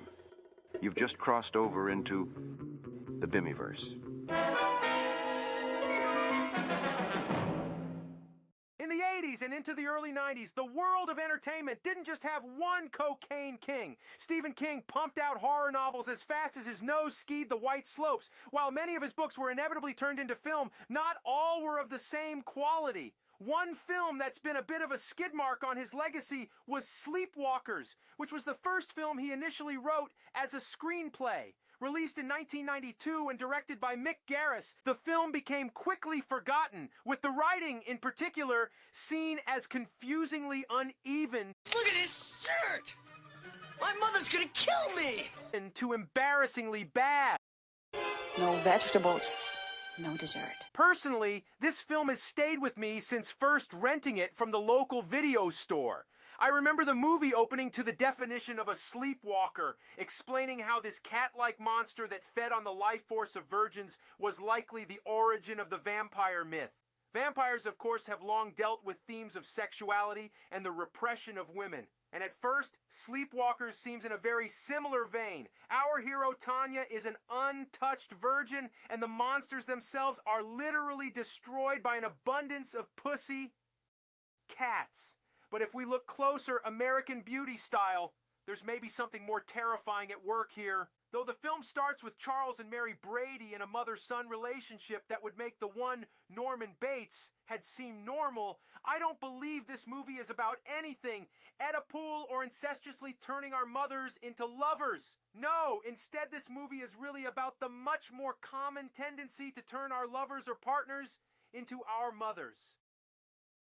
Ever since I was a kid, I was bothered by the title of this movie. Why the hell are vampire cats called sleepwalkers? While I'm sure there are many associations with the undead to be found, I now prefer to think of those in society who walk through their lives asleep. The middle-aged, dead inside, suburban husbands and their wives who control them, order them around, set parameters, give them permission. These miserable, defensive, passionless people who want nothing more than to suck the life and joy out of those young enough to have not yet fallen into the same trap. If sexuality is a symbol of adulthood, it makes sense these monsters target virgins or children, because grown-ups everywhere in this film target children, from Charles himself aiming for kids with his car, to the abusive and insecure school teacher who blathers on about younger generations. The generation is so mercenary, Charles. Money this, money that. To Tanya's mother's realization of how awful she is. I've become my mother. They all hate kids, or want to still be one. Charles himself is your classic miserable husband, someone who is generations older, desperately driving his midlife crisis cars, and can literally camouflage his appearance to look younger and attract innocent girls. He does rubbings of old gravestones just the same as Tanya's mother, both trying to capture and glorify the past, terrified of the future. He writes stories and gives little speeches about how persecuted his people are. The same as every older guy in khakis yelling at teens about how spoiled and privileged they all are. Charles and his wife mother wrap themselves in their isolated bubble, desperate to find others of their kind, like two 40-plus fathers finding each other at their daughter's birthday party. They live on cruelly and bitterly, only having each other as the outside world changes while keep trying to get back to the past. So, yes, we have those pussycats everywhere looking to destroy them, because their true fear really is infidelity, worry that one might step outside the hollow lives they've created to feel fulfilled and maybe, just for a moment, awake.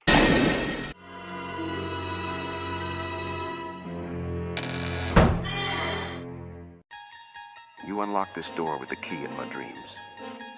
You're moving into a land of memes and no time. You've just crossed over into the Bimmyverse.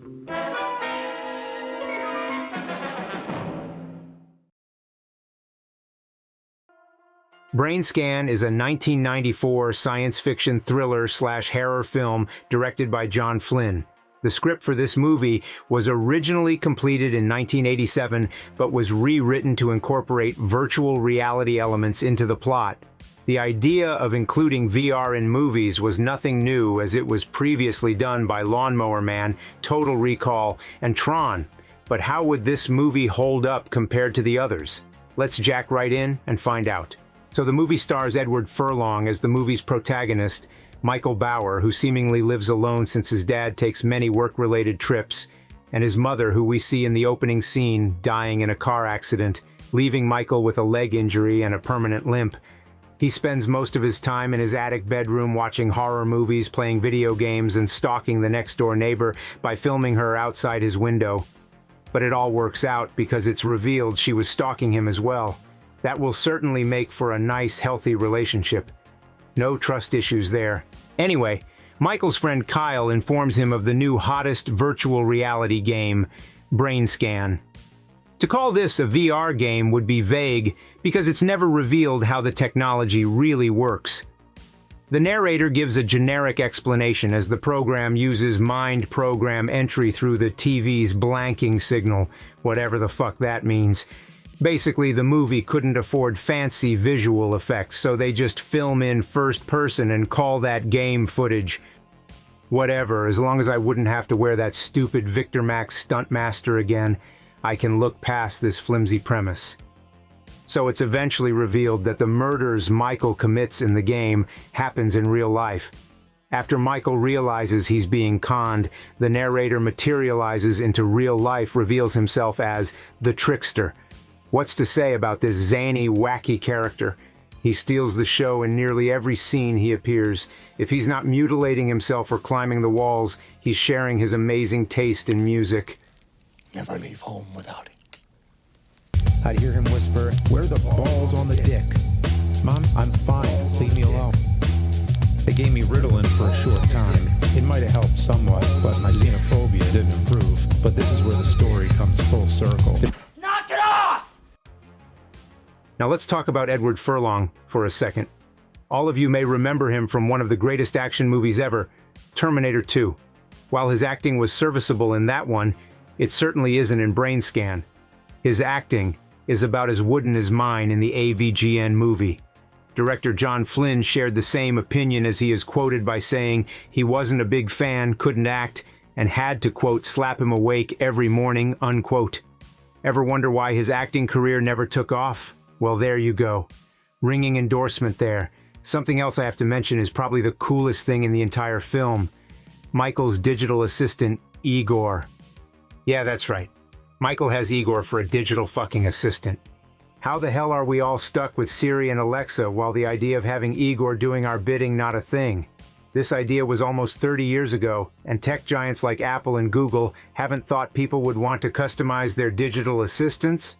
Shit. Someone should make an Igor app based off ChatGPT technology, then I could fire Screenwave. Hey Igor. Yes, Delete all YouTube comments of the asshole-ish variety.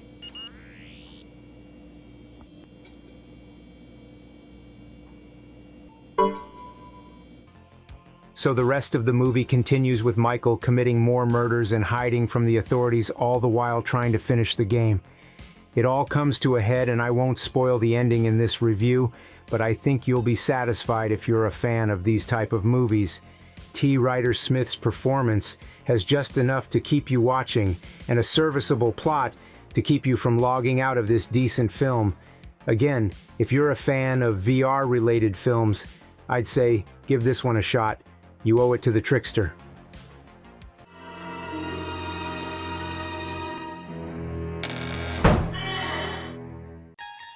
You unlock this door with the key in my dreams. You're moving into a land of memes and no time.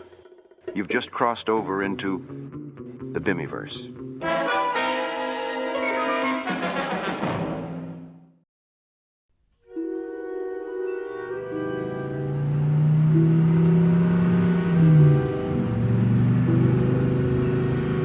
Are you sure this airport does direct flights to Nigeria? Like I said! I can't believe I get to work with Steven Spielberg in his next film. Hey, have you got AOL too?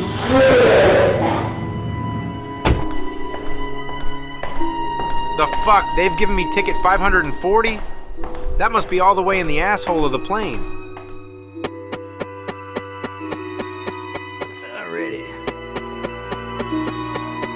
You're in my seat, asshole.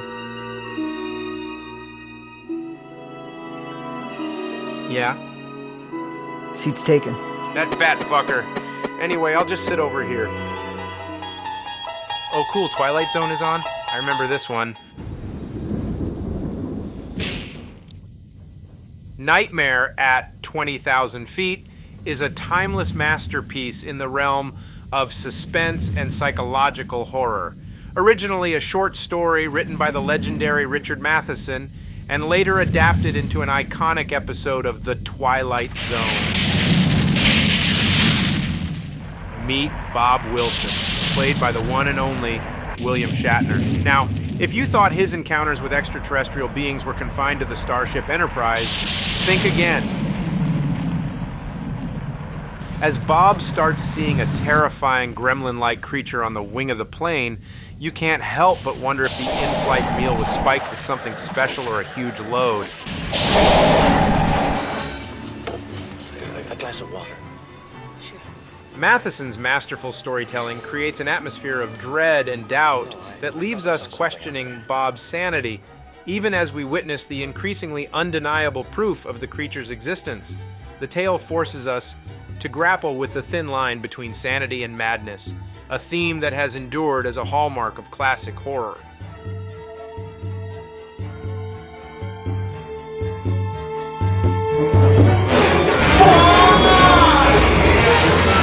Hurry! He's out there! Hurry! What's going on? There's a man out there. I don't know what's Fuck, going I'm not watching this anymore. It's giving me the Look, willies. the name of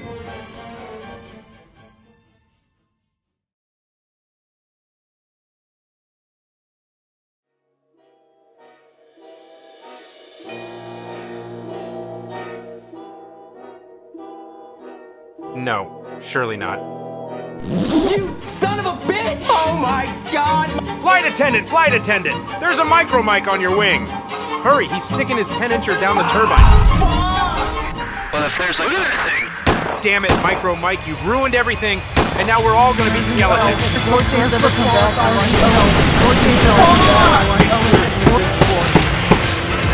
That iconic frown.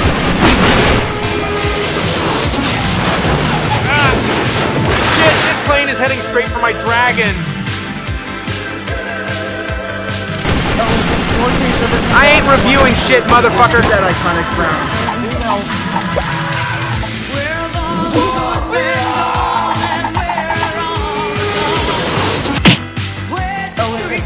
Holy fuck, how'd you get past customs?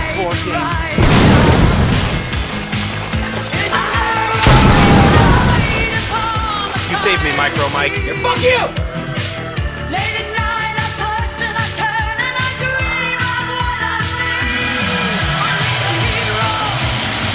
Okay, that's as clean and as circular as I can get it. Get your little ass through there and tear his balls off. Good job, Micro Mike. Let's go home.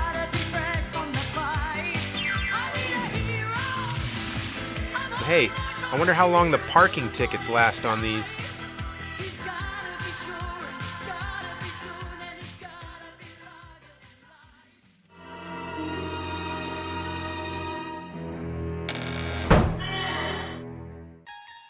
You unlock this door with the key in my dreams. You're moving into a land of memes and no time. You've just crossed over into the Bimmyverse.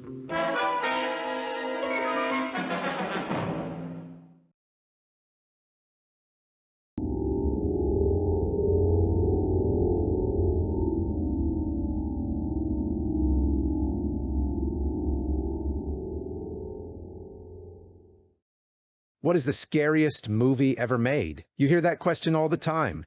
Is it The Exorcist, or Alien, or maybe Kung Fu Werewolf from Outer Space?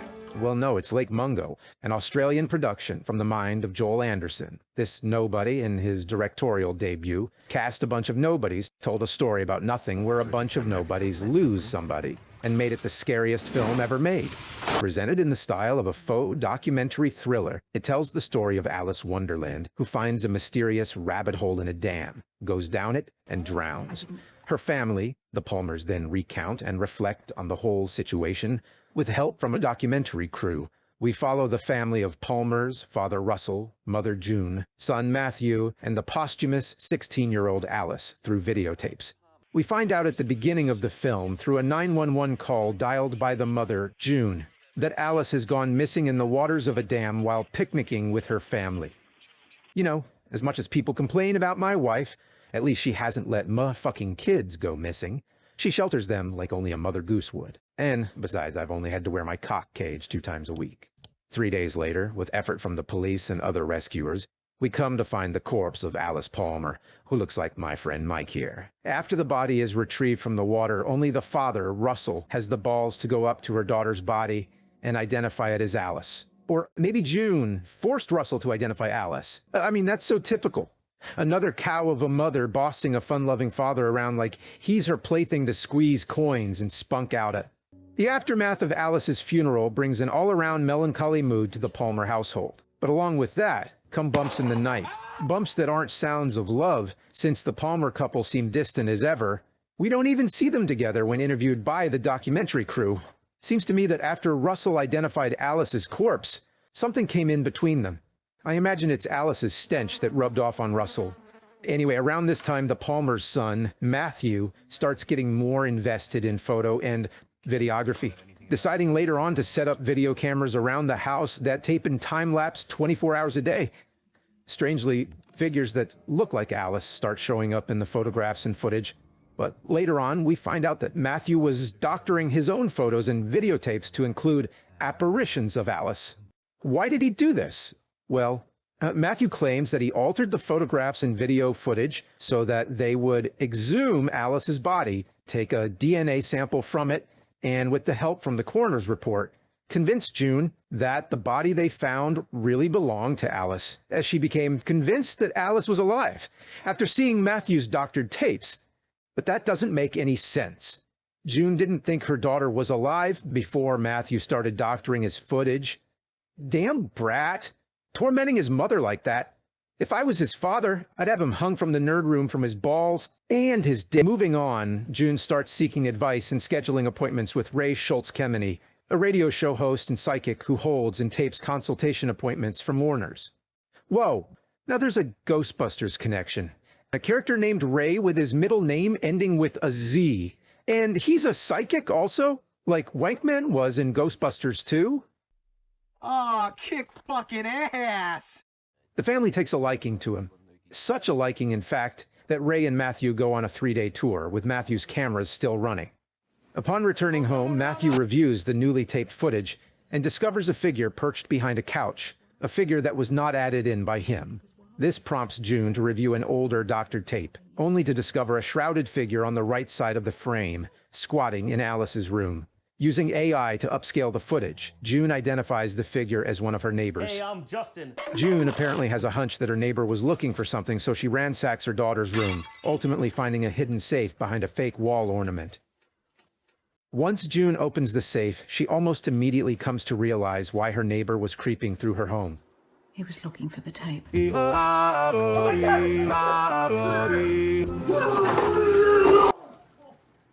Jesus Christ. The Neighbors, also known as the Tooheys, sex tape opens up new revelations for the Palmer family. What else had Alice hidden from her loved ones? Although the Tooheys were complicit in the threesome, their arrest and prosecution is put on hold as leads from the police dry up. The head investigator states that investigations started off on the wrong foot since they couldn't get their morning donuts. Apparently, someone was holding up the line at McDonald's. Anyway, the Toohey tape motivates June to look through Alice's diary, insisting on finding out if Alice had kept more secrets from her. But another gut punch hits June as she finds a business card in Alice's diary belonging to one Ray Kemeny. Before her death, Alice had been scheduling appointments with Ray and Egon without the family's knowledge. Ray tries defending himself, citing patient confidentiality, and that an unimaginable force hell-bent on the destruction of this planet is coming to enslave humanity and rule us all to the Palmers. But no dice. Ray Kemeny and the family part less than amicably. You know, June shouldn't have stopped working with Ray. What if he calls the rest of the Ghostbusters to trap Alice's ghost in a ghost trap? Oh well. June, continuing to peruse her daughter's diary, lands on an August calendar with 4 days occupied with a trip to Lake Mungo. The Palmers especially remember this trip because Alice had lost her phone and her favorite bracelet at the camping trip. Thinking something bad may have happened at Lake Mungo, June, along with Russell, decide to investigate past phone footage that Alice's friends Kim and Kate had taken there. June seems to be correct once again, as the video shows a very distressed Alice burying something small beneath the sand. Wait a minute. Is that... Oh my god!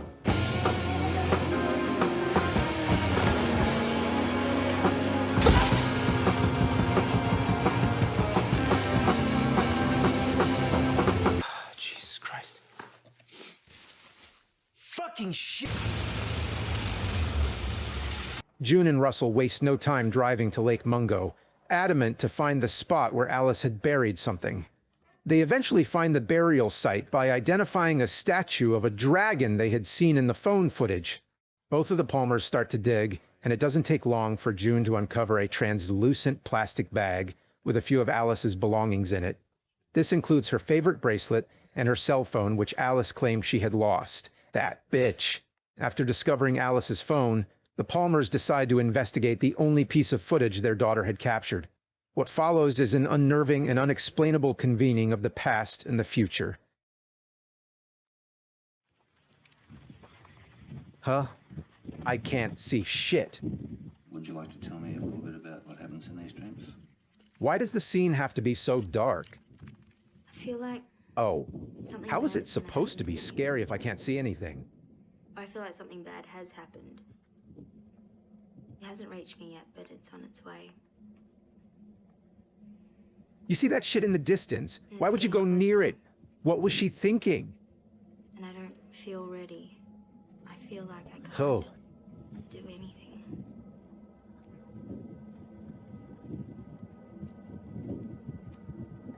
Huh? What? Oh, shit. Hey, guess what? I just realized... I just played this entire scene, and without realizing, my 3-year-old had snuck into the nerd room. My wife just told me I have to do the rest of the review at Mike's house. So hey, at least I could still do the review, right? Back to the video. As the film takes a supernatural turn, the family's thoughts turn topsy-turvy as they don't know what to make of the phone footage. But the Palmers eventually come to the conclusion that Alice wanted the family to know who she truly was before she could move on to the afterlife. A few months after the revelation at Lake Mungo, the Palmers start to feel like a family again, hosting and mingling at parties and even making amends with Ray Kemeny. Near the end of the film, we cut back and forth between June and Alice's final consultations. Ray instructs both of them to go into a trance and imagine that they're standing outside of their house. Events from both of their trances seem to match, as in Alice's archived consultation tape. She states that she sees June going into her room, but not acknowledging her presence. And in June's consultation, we see her go to Alice's room, believing she's not there. This implies that Alice could see into the future when in an instructed trance. Good. So far, so good. Oh god, oh god. Yeah, fuck her, fuck her, fuck her, fuck her, fuck her! Fuck you! Worth it. After June's final consultation appointment with Ray, the Palmers decide to move out of their old home, having found closure and believing that all loose ends had been tied. The final shot of the film depicts a photograph of the family of 3, posing in front of their old house, supposedly with the apparition of Alice staring at them from a nearby window, seemingly left behind. And that's how the film ends, apart from a montage of photographs at the very end. Having created one short film in the past, Lake Mungo is a surprisingly strong directorial debut. The film doesn't use conventional scares like jump scares to scare the audience, except for that one scene that scared Mugkid. Lake Mungo instead uses soundscapes to build and layer on an already present dread that a scene has established with its visuals and acting. Alice's corpse being the most striking visual that comes to my mind when I think of this movie. And talk about acting. Ooh boy. By casting a bunch of nobodies instead of celebrities like me, the audience is able to identify with the characters and their grief over Alice's death much more easily. I heard that Anderson specifically wanted the actors to ad-lib and improvise on set, so that the scenes where the documentary crew interviewed the Palmers and their friends would feel more real. And they were successful. The film's story is certainly simple. However, I do like how Alice's death seems to be an obvious done deal on the surface, but as the movie chisels away at itself, mysteries surrounding her death start to be uncovered. Though the pacing does sag a bit in the middle, which isn't going to be a problem for my movie. But whatever. Especially if you're not invested in finding out if the figures in the photos and tapes are really Alice. I mean, it's practically a classic movie trope. Now, if you want to watch the film, then tough fucking luck. It is near impossible to find a physical copy. Maybe in the future they'll release a Blu-ray of it in, I don't know, 2022 or something. Hell, I had to go on this interweb website to see it. And when I finished the movie, I got this strange pop-up on my screen that said, Punjabi Wiries. Yeah! Punjabi Wirus. I don't even know what that means. Maybe it means like, thank you for watching in Latin. Who knows? Strangely, ever since then, my Mac has been acting up. Final Cut hasn't been working right, so I might have to switch to this new software called Premiere. It's made by Adobe, and I've heard they're the top dogs when it comes to non-linear video editors. Anyway, the ending of the film implies that Alice is doomed to wander the afterlife all alone, but I wouldn't feel too bad for her, since in this imminent housing market crash of 2008, Alice has got a house all to herself, and she's only 16. Well, technically 18 or 19, or I don't give a fuck. Anyway, this review has gone on long enough, so I'll end it here. If you like a scary thriller, see Lake Mungo, if you can fucking find it.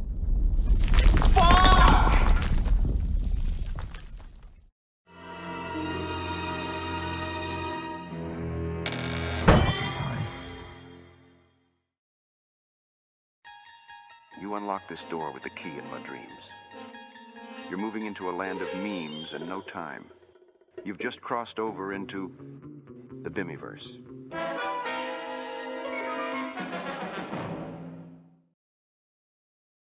Oh man, Pokemon. First of all, I have no idea what it even is. Throughout the Nerd series, I've never covered any Pokemon, let alone mentioned it, except I did that one time in the Tiger Electronics episode. But there's this repulsive, disgusting fat fuck who constantly obsesses over Pokemon, most notably Gengar, and uploaded this video to a channel called Cinemassacre that features my nerd reviews. I dug my way through some of the other shows like James and Mike Monday's You Know What's Bullshit, which got changed to BS cause of some algorithm shit, whatever that is, Monster Madness, which ended up being plagiarized in 2021. Wow, what a shitload of fuck. And Bored James. Bored James, of course, appeared in several videos with me, but I'd never seen the show until then. And as it turns out, we are the same person, if you can even believe that. One thing that really stood out to me, though, with this show is that it starred Bootsy, who was a standout character, named after the guy himself that those two assholes, James and Mike, wouldn't pay, so he left, much like how Kyle, who used to live behind my couch, also left for the same reasons, which explains why I never see him anymore when I'm in the nerd room. There's two other terrible shows called Rental Reviews starring Justin, Kieran, and that guy. I don't know who that is. He looks an awful lot like the guy who took an upper decker in my toilet when I covered the Aladdin deck enhancer, though, I gotta say. And there's this Cinemassacre podcast, not featuring the guy who I think hacks dookies that I just mentioned. Anyway, one of these guys uploaded this video to the channel on November 1st, 2020 that featured that dickhead Mike, and I watched through it, and it's just fucking creepy. Ooh. Ooh. Oh, Mike! Oh, it's not what it looks like. I wasn't making him kiss or anything. Holy shit. Like, why the fuck would you air something like this? Is this his fetish or something? Like, god damn. He gives me child molester vibes. That jigging Mike thing is funny, though. Hey, there's my penis. Load was fucking huge. He may seem like a crazy asshole, but he sure is funny. I'll give him that. But man, he sure looks like he doesn't want to be there. Supposedly, he and James ditched their friends in favor of this talentless fat fuck, which I don't get why. He's not an interesting person at all. He has no interesting screen presence. He's worse than the shitty games I play that suck ass.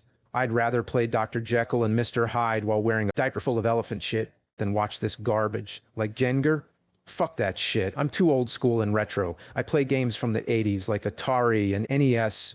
Pokemon can chew excrement from a pig's ass for all I care. From just browsing through this video, how the hell does Justin even afford this shit? Maybe his boss at Screenwave lends him all this money so he can buy this shit. Does he have more money than Jeff Bezos or some shit? I don't even know. And then you get this weird ending like, what the fuck am I even looking at? Trick or treat? Treat. Well, the treat has been hanging out with me all day looking at the Gengars. What's the trick?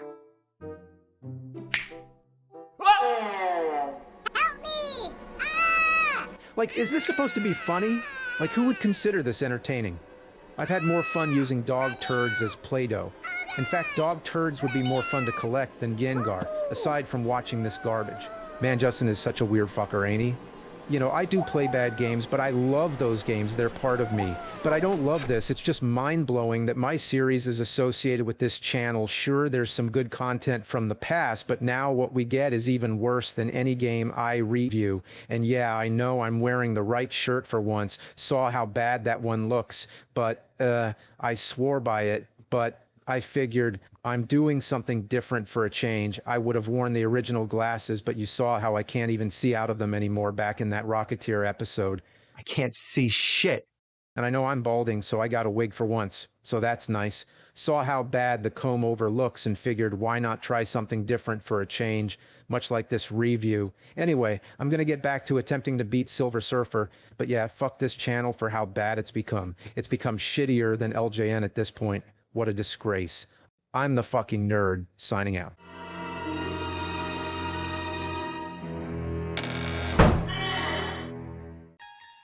You unlock this door with the key in my dreams. You're moving into a land of memes and no time. You've just crossed over into the Bimmyverse.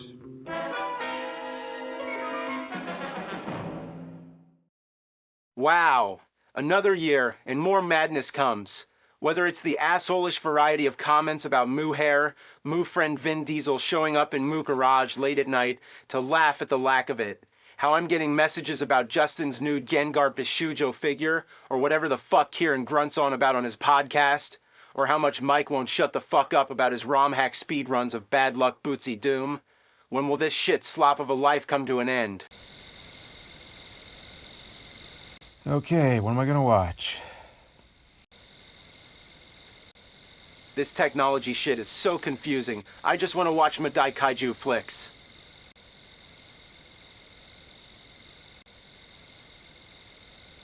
Welp, I already talked about that red and silver fuck, and I'm too bored to rewatch a Godzilla movie that was nothing but talking. Guess it's time to look at some more Power Ranger shit. Kamen Rider was originally an idea thought up by Shotaro Ishinomori after creating some manga hits beforehand like Cyborg 009. At the time, superheroes were becoming more and more financially viable to studios, especially in Japanese television. This was proven by both the popularity of Ultraman and Ultra 7. By the 70s, the Ultra series, as it would be called, was coming on its fourth show, and the rival studio Tsuburaya Toei wanted a piece of the superhero pie.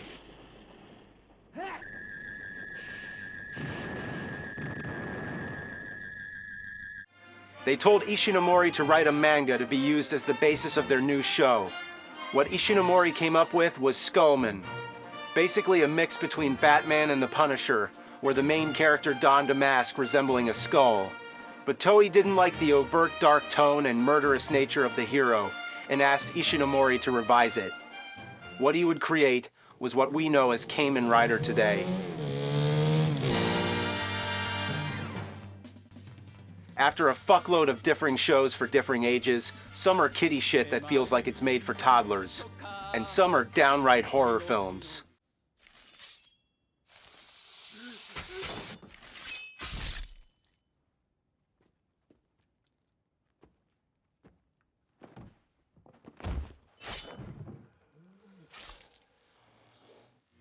Now we get to this movie, a celebration of 50 long years. Directed and written by Hideki Anno, the same guy who reimagined both Godzilla and Ultraman. Shin Kamen Rider is a modernized remake of the 1971 original show with more nuanced writing and acting, similarly to Anno's previous works, which would go down as the so-called Shin Japan Heroes universe. But as cinematic universes go, it does not connect with anything at all. They should have taken notes from Mu Universal Monster movies and Mu 6 Snicks flicks, all stories tying together in a satisfying bow.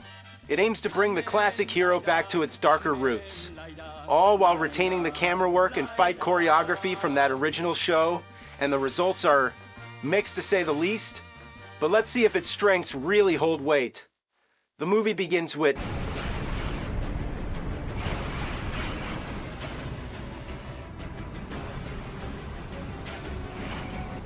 God damn. It began right on the fucking ass. Suddenly we're running away from these trucks and then boom! Well damn, this is already showing some promise. Who the fuck is this guy? Terminator Vision, it's peak cinema.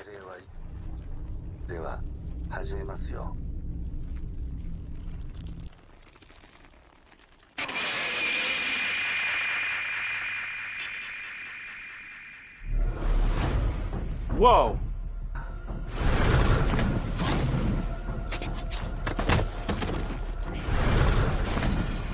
Damn. Oh, shit. Holy fuck. This ain't your ordinary Spider-Man or even Batman flick. This is straight to the edge. Unflinching and brutal executions with no hesitation at all. It's gruesomely awesome. But it also recreates the cinematography from the original 1971 series with handheld shots, actors flipping in midair, the rapid cuts, all shown in complete reverence whilst giving audiences a mature twist. It's great!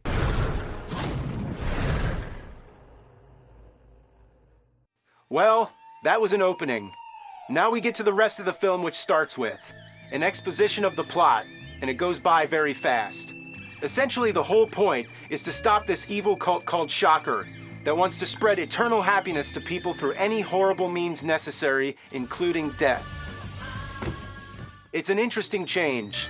The original series had Shocker as neo-Nazis, and their whole purpose was just to control the world by turning everyone into cyborgs.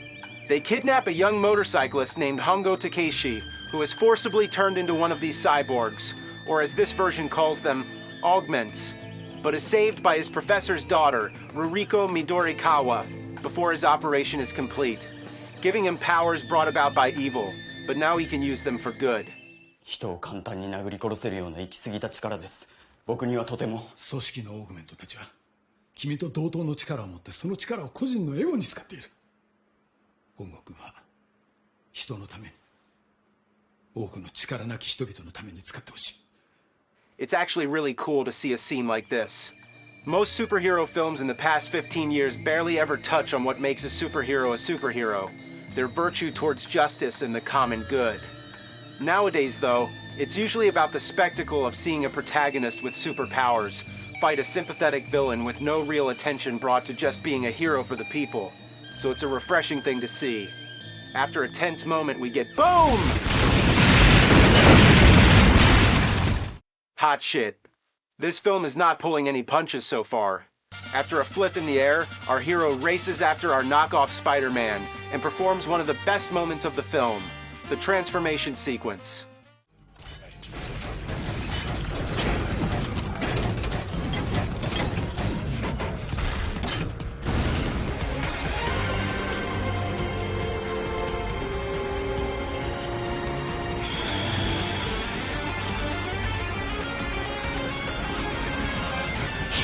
In most Kamen Rider shows, the Henshin sequence, as it's called, usually revolves around hand-arm gestures before the protagonist shouts it out and transforms into the titular hero, either with flashing lights or a toyetic manner. In the first half of the original show, there aren't even any arm poses. Instead, our main hero rides his bike so fast that the wind turns him into the rider. So he's a cyborg powered by wind? That's something I haven't seen in Muh Universal Monster Pictures or even the Hammer remakes. After catching up to our villain, Kamen Rider walks like a badass before debating the spider about morality. Then we get an epic fight scene, almost directly lifted from the original show. More kick-ass flips ensue, and Kamen Rider performs his most iconic move that would stay through the entirety of the franchise, the Rider Kick.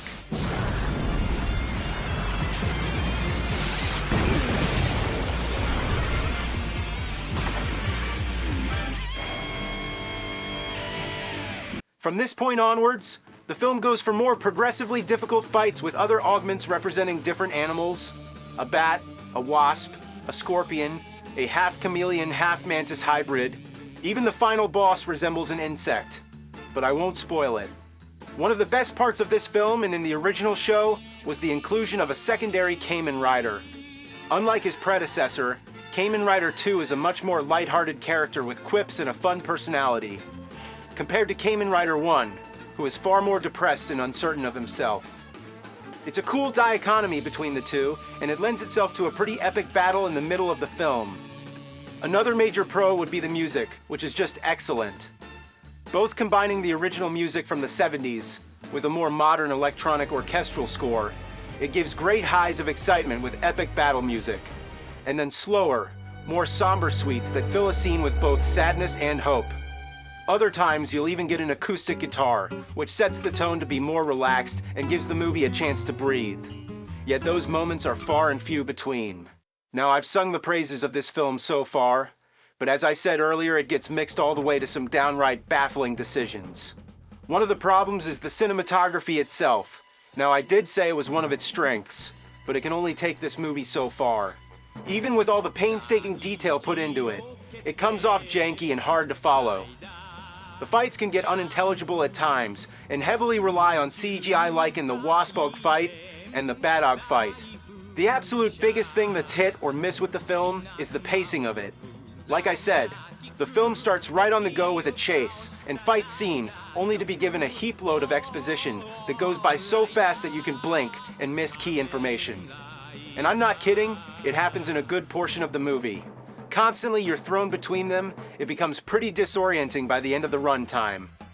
Even characters get rushed introductions. The second Kamen Rider is first shown in a background shot with no dialogue or any explanation how he got there. He just appears. It isn't until after 2 battles we get some sort of explanation of who he is. Same could be said for the Scorpion and Chameleon Mantis, which we'll be getting into some spoilers. Now, I said I wouldn't talk about the ending, and I still won't. I want to see what others' reactions are to it, and this film as a whole. But if I'm going to give my honest opinion on the ending without spoiling it, I would say it's one half baffling with the final fight we're given, but the other half afterwards is actually pretty solid, going back to what themes were at the start of the movie. Bringing back the simple and selfless nature of what the best of the superhero genre offers, all that and giving a more somber tone that prevails up to the final line of the film, which in my honest opinion, is immensely moving and beautiful. Again, I'm not showing it as I do believe it's a great ending that people should experience. Alright, I've said the good and I've shown the bad, but where do I stand on it? I like it. It's a very flawed movie that's trying to capture the essence of a very classic and influential series, and I do believe it sets out to do that in spades. But all the pacing issues, cinematography, and apparent behind-the-scenes problems hold the film down quite a bit compared to the other works in the Shin universe.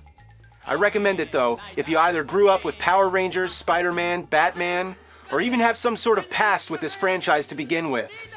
It's jumbled and a bit overwhelming, but a satisfying watch either way. Anyways, I gotta finish tying mo Halloween decorations up with zip ties. Until tomorrow, you fucking assholes!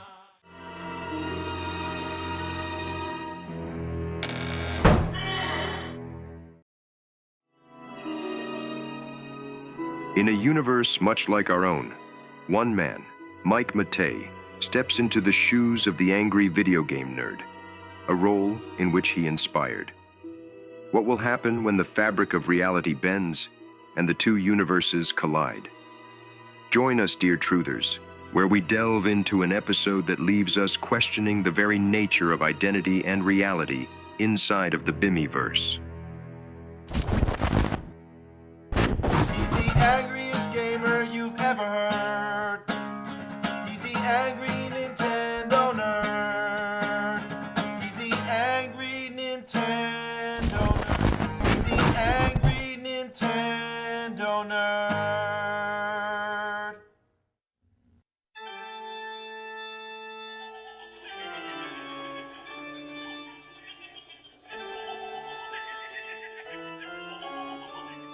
Happy Halloween and welcome to the show. Last episode, I was trying to rant about how much Friday the 13th sucked ass, but whenever I'd say anything bad about the game, Jason Voorhees took offense to it and he threatened to kill me. Lucky for me, he didn't understand sarcasm, so I was still able to get away talking shit about this game. Finally, my rage built to a fever pitch. Just when he was about to kill me, I beat him down with the NES controller and blew off his head with the zapper. After that, the misery of that game caused me to drown my sorrows with beer and tequila. Now, we left off where I'm passed out on the couch, and Freddy Krueger's coming into my nightmare. And what worse of a nightmare could there be than a shitty-ass fucking game like Nightmare on Elm Street? Let's check it out.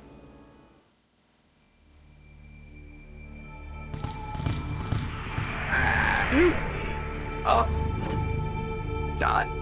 Oh, what the hell?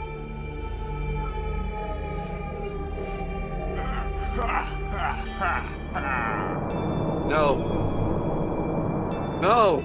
You like Nintendo? You like to play shitty games? No. You fucking nerd. You wanna play some Dr. Jekyll? No, Oscar, hi. No. No. Or you wanna play my game, bitch? Ha ha ha! This game's horrible. This game is my fucking nightmare. It's a frustrating, incoherent pile of vomited shit. Even the first screen is kind of weird because it shows Freddy without his glove, but his knives are still coming out of the fingers. Now, I think I might actually have an explanation for this. In the movie Nightmare Part 2, they just fucked up. So you play as some dude who has some serious balls because he punches snakes right in the fucking face. And you don't have to anyway, you just jump over them all. So this guy has the worst luck ever because rocks randomly fall out of the sky and flocks of vampire bats come after him. Even though it may appear to be a typical side-scroller, it isn't at all. There's nothing self-explanatory or even fun about this diarrhea mess. I can't figure out where I'm supposed to go. Some of the doors are closed and some of them are open, but it hardly seems to matter because usually there's only one on the entire street that you can go inside. Whether it's open or shut, it seems completely fucking random. Ha! Figure that out! So you go inside one of the houses, and guess what? It's crawling with ginormous spiders. So what do? You give them a taste of your fist? Punch them. Smack them around. Assholes. Goddamn fucking spiders. Eat my ass, you fucking bitches. Show me you're a man. Punch those spiders. Spiders. Punch them. Snakes. You want some too? So I get to this little square door on the floor, and I can't go down. The arrow says down, which probably means that's where I'm supposed to go, but I can't. It's not till later I find out I'm supposed to collect all the bones in this room first. When I first start playing this, I had no clue what they were for, but now I realize you have to get the bones because that's the point of the game. And if you can't find every single last one of them, you can't leave the room. And some of them are practically invisible. They blend in with the background because the graphics just suck.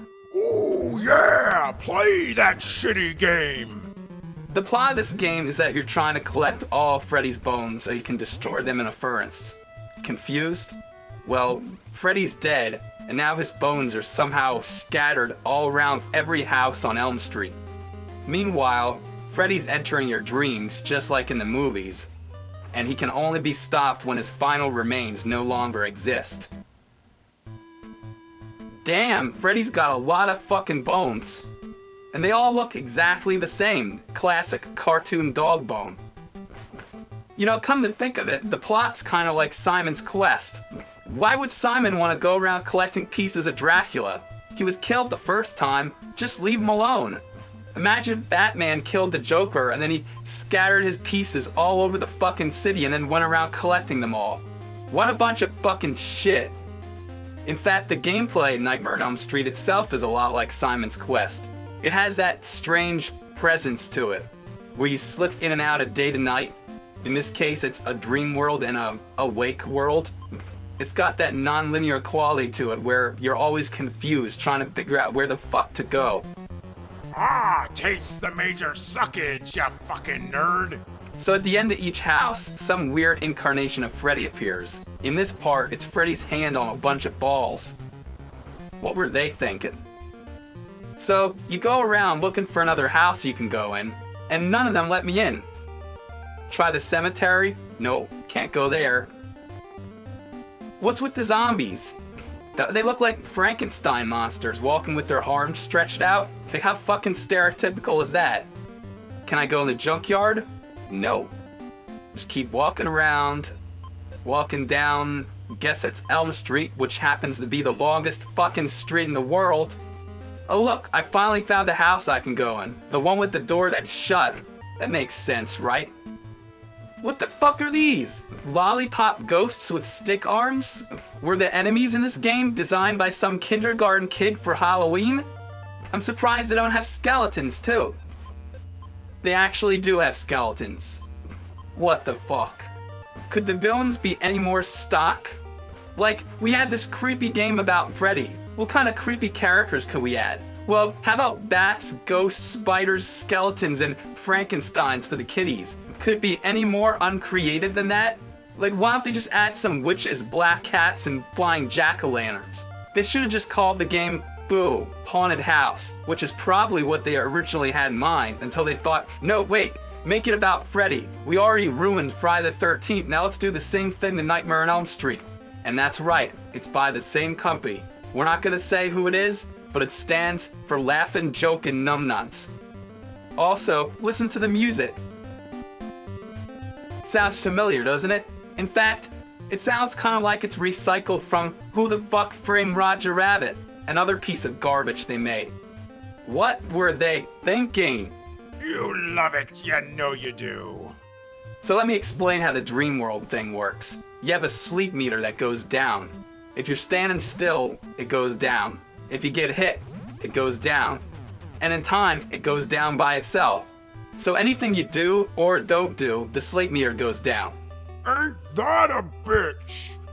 And once it's down all the way, you go to sleep.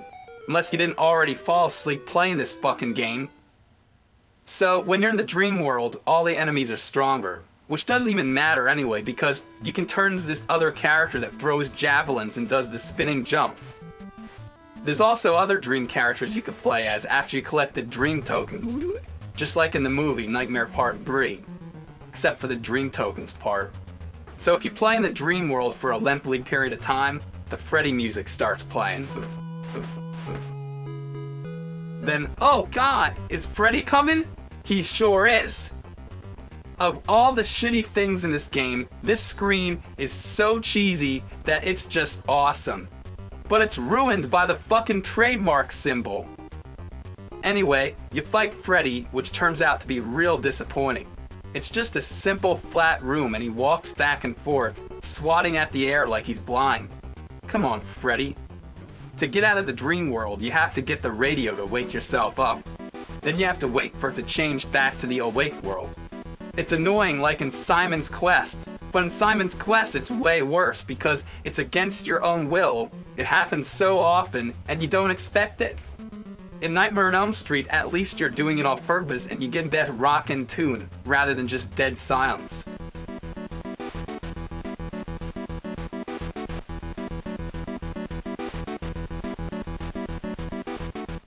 But now, I'm using my fists again. Give me the javelin back. I want to go back to sleep. We can actually have weapons in the dream world, so what's the point? You know what's really weird? That this game was actually capable of a 4-player mode using an accessory that allowed 4 controllers to be connected to your Nintendo Entertainment System. Now, I can't imagine having 4 people playing this game. Who's gonna want to play this piece of shit? I'm lucky if I can get one other person. I have a better chance of cloning myself. So I say it was it's horrible thing. Blossoms like later bombs. Hey, I see you know shit up dolls. What a shitload of what a p. Hey, wait. I just cloned myself. I'm in a dream, I can do whatever I want, so why don't we all just stop playing this fucking game? Yeah. So, the hell with that shit. Yeah. The hell with that damn shit. The hell with that damn fucking shit. The hell with that goddamn motherfucking bullshit. Relax. And what should we do with the cartridge? How about smash it with the hammer? Nah, that's not good enough. I know, let's drop it out the window. Now come on, be creative.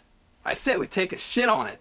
Good, do it. Empty your ass all over it. I gotta take a shit though, you take a shit. You gotta take a shit? Who's gotta take a shit? I gotta take a shit. Then take that shit. Bombs away. Diarrhea fiend. Oh, hey, whoa. Come on, it's not that bad.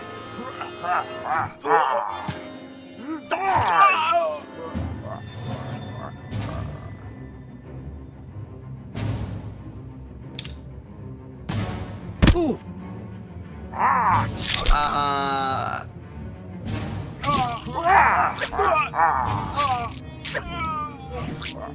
Front door. Closet. Front door. Closet.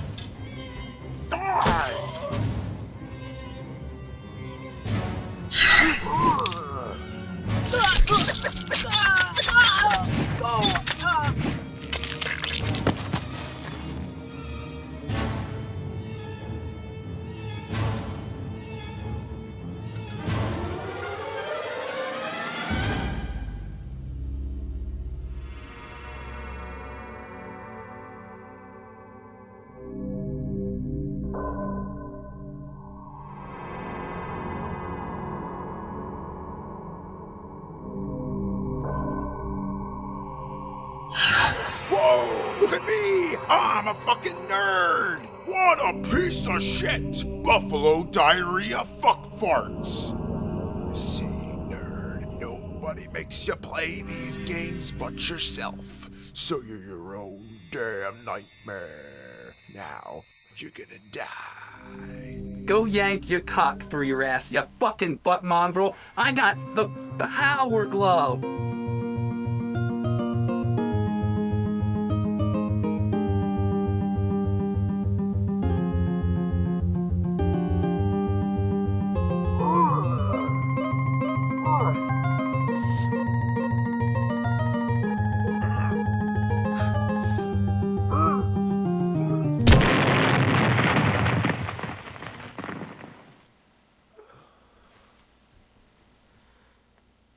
That was a weird dream.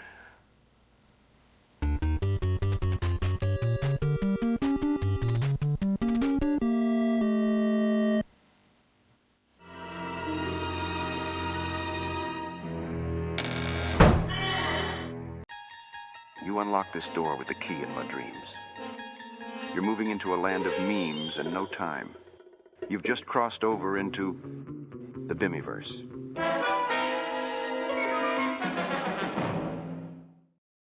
Tremors is a 1990 horror comedy about a small Nevada town called Perfection, which becomes under siege from killer worms. This film was written by Brent Maddock and S.S. Wilson, with Ron Underwood making contributions to the story. This also marks the feature-length debut of Underwood as a director, who had previously worked with David Schmoller on Tourist Trap and Crawl Space.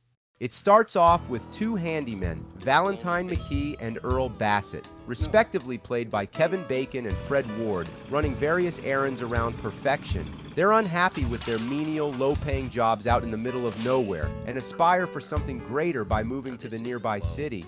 I find them very relatable as they share the common struggle of pursuing their dreams while being down on their luck.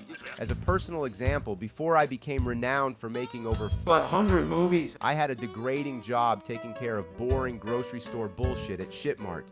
At least these two didn't have a boss who made them wear a woman's coat. In my opinion, the work they do doesn't seem that bad.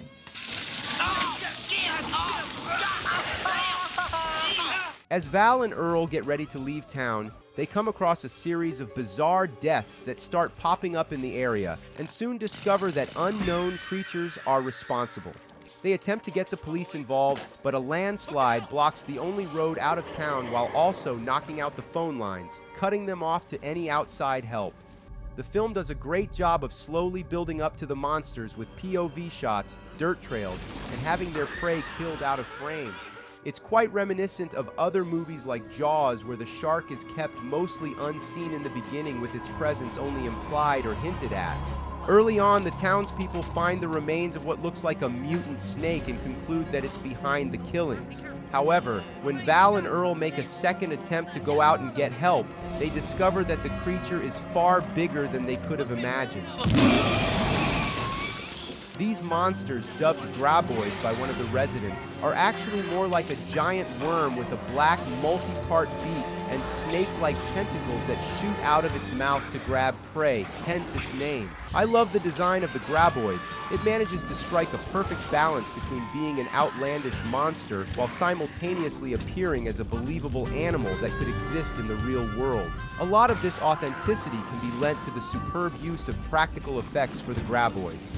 The behind-the-scenes footage and documentaries demonstrate the various methods the crew used, such as full-scale props, large manually operated heads as well as hand puppets, and even miniatures. If Tremors was made today, there's no doubt it would be all some lifeless CGI model composited in after filming. It's another reason why the AVGN movie, my 428th film, is a cult masterpiece because I also got to play with. I mean, direct the usage of miniatures and puppets in the same vein as Ed Wood's Plan 9 from Outer Space. The graboids hunt by sensing vibrations in the ground, which means anything from walking to something as innocent as jumping on a pogo stick will attract their attention and make them chase after it. However, this also serves as their weakness, as any loud noises can cause them to retreat in sheer pain.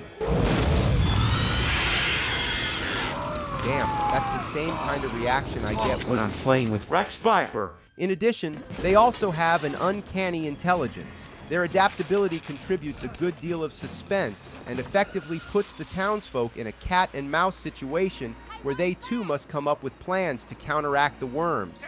It stands in contrast to typical film monsters where they're generally mindless cannon fodder lining up to be killed by the heroes. Perfection perfectly embodies the small town charm where, despite being run down and isolated, its laid-back and neighborly lifestyle make the setting a kind of idealized form of society that we could imagine ourselves escaping to.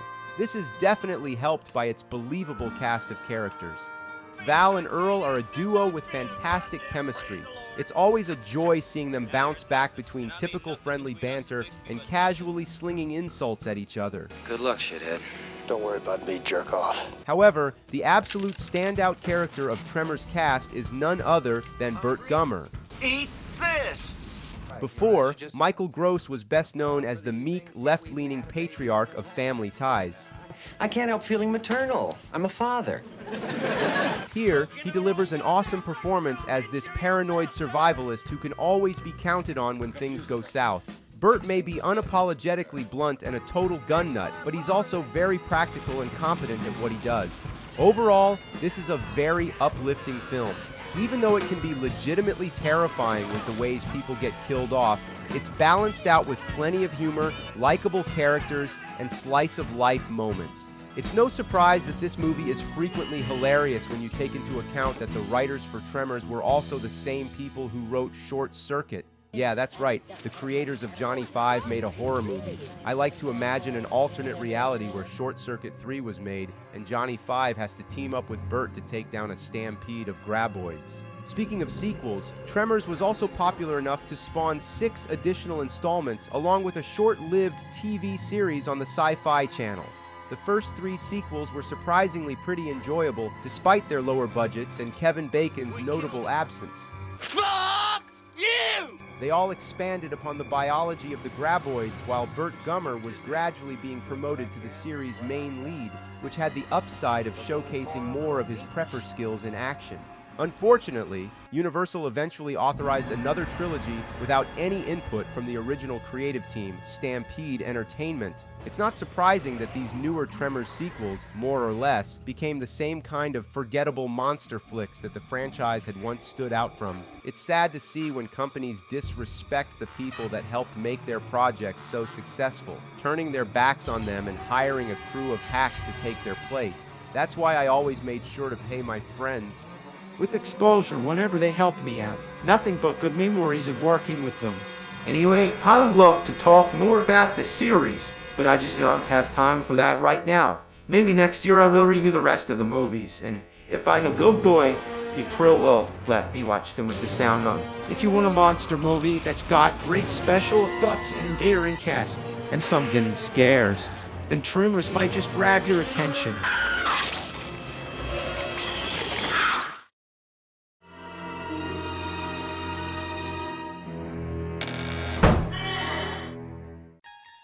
You unlock this door with the key in my dreams. You're moving into a land of memes and no time. You've just crossed over into the Bimmyverse.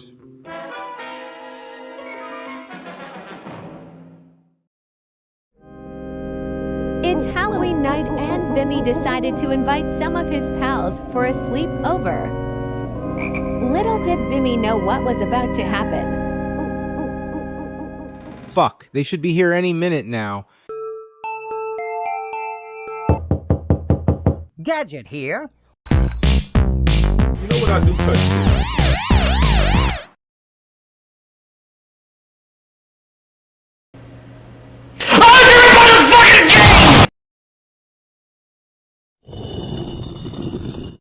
Alright guys, I got a film for us to review for our Halloween sleepover. It's called Sonic Zombie Origins. It's like a Gmod Sonic movie.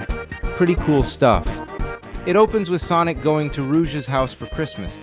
He drives there in his Hummer. Douching through the snow, driving my Hummer, which I don't even need, because I'm only a single guy. Anyway, then he arrives at the door with a present that is totally not a box full of Pizza Hut coupons. I can't wait to give everybody my presents. It's totally not a box full of Pizza Hut coupons. Oh, do you love saving money as much as Sonic? Well, today's sponsor has you covered. Psych! Rouge lets Sonic in. Boobs. And they quickly meet up with their pals in the living room to open presents. Cream the Rabbit decide to get everyone some drinks. Then it began.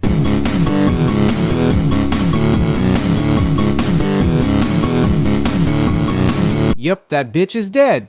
So the gang grieves Cream's death, but like many people, they didn't have any time to do that, as countless zombies were attacking. So they bounced, my nigga.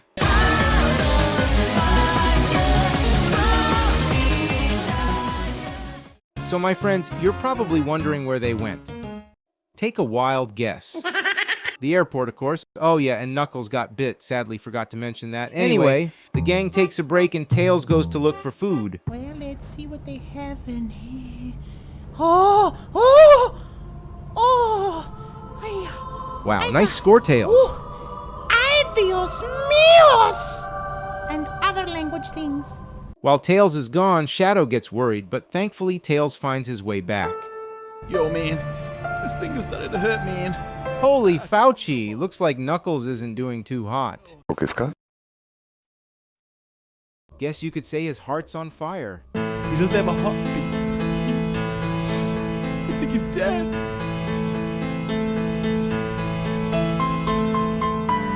But then Knuckles started to awake.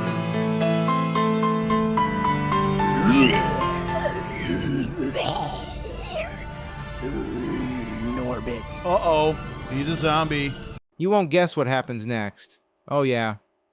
These motherfuckers ripped off aliens. Look, he's a fucking xenomorph. Those bastards. Wait, it maybe happens in the same universe. Man, I'm chronologically confused right now. Regardless, I'm running out of 11 Labs characters, so we're wrapping up this sleepover. Get the fuck out, everyone. Thanks.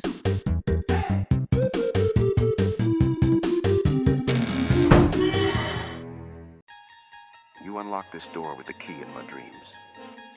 You're moving into a land of memes and no time. You've just crossed over into the Bimmyverse.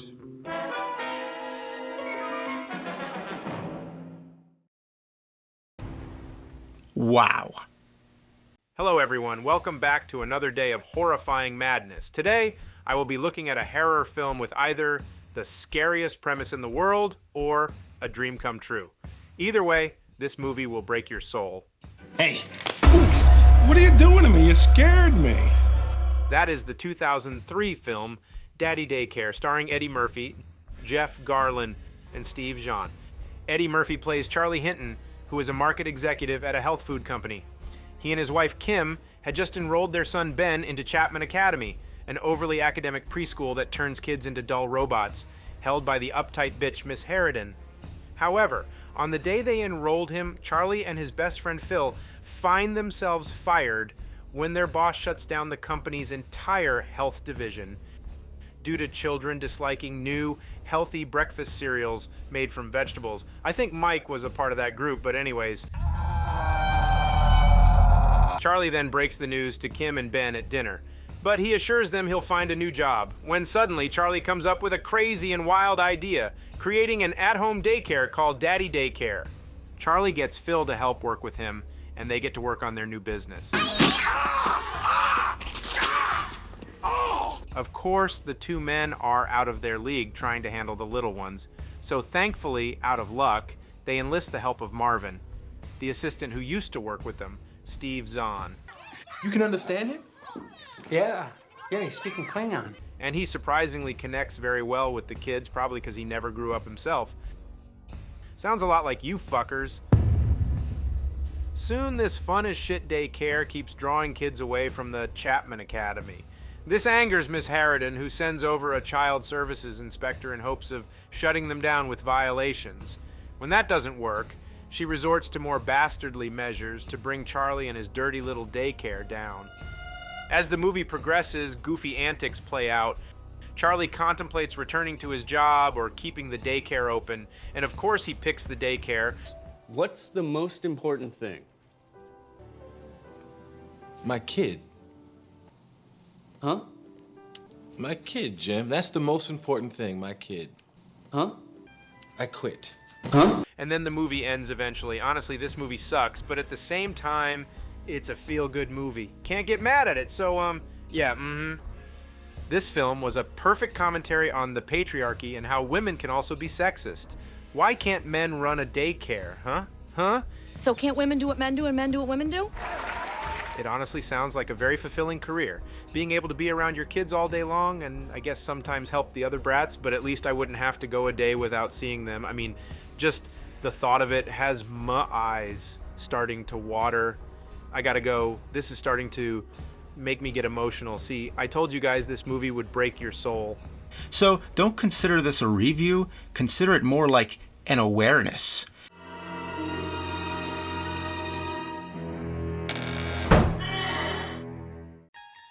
You unlock this door with the key in my dreams. You're moving into a land of memes and no time. You've just crossed over into the Bimmyverse.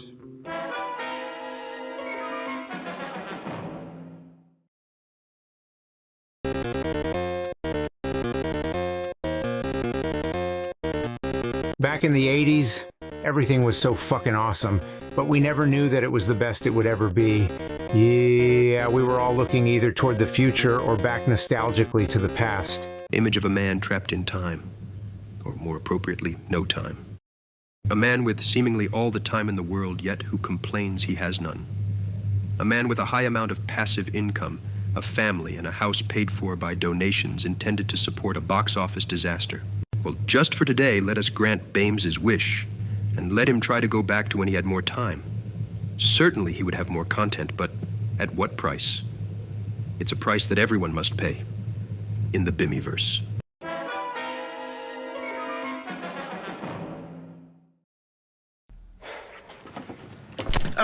Cut. Cooper, I'm too tired for a review today. I was up all night doing all of my kids' homework and chores. I need a nap.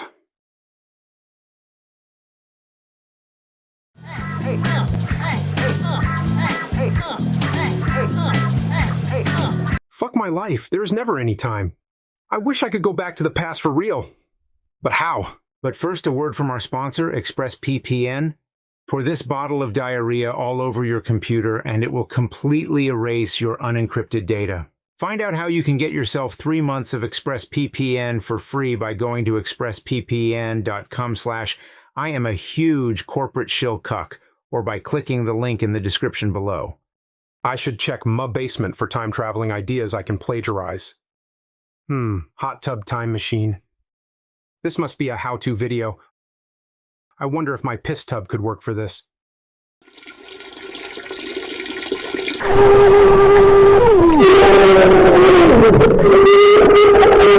Well, that didn't fucking work. What else can I try? How about a book? Literature is usually a great source of information. Let's see here. Time and Again by Jack Finney. More like No Time and Again, har. This is the one about how if you fully immerse yourself in the past, you can literally time travel. Worth a fucking shot, I guess. Oh wait, I do this every day. Never mind, fuck. Okay, Ryan, big fan, by the way. You're the smartest. Guy, I know. How do I time travel? Well, Bimmy, I'm not a scientist, but I would just make myself an electron and move backwards through reality. Oh, okay, yeah, I have to go. Yeah, fuck this bullshit. I'm putting on my mask and going to Universal Studios to solve all of my problems.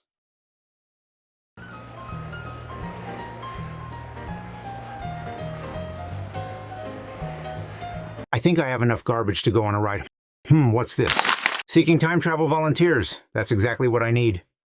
Oh shit. I always knew Back to the Future was real. This is it. This is the answer.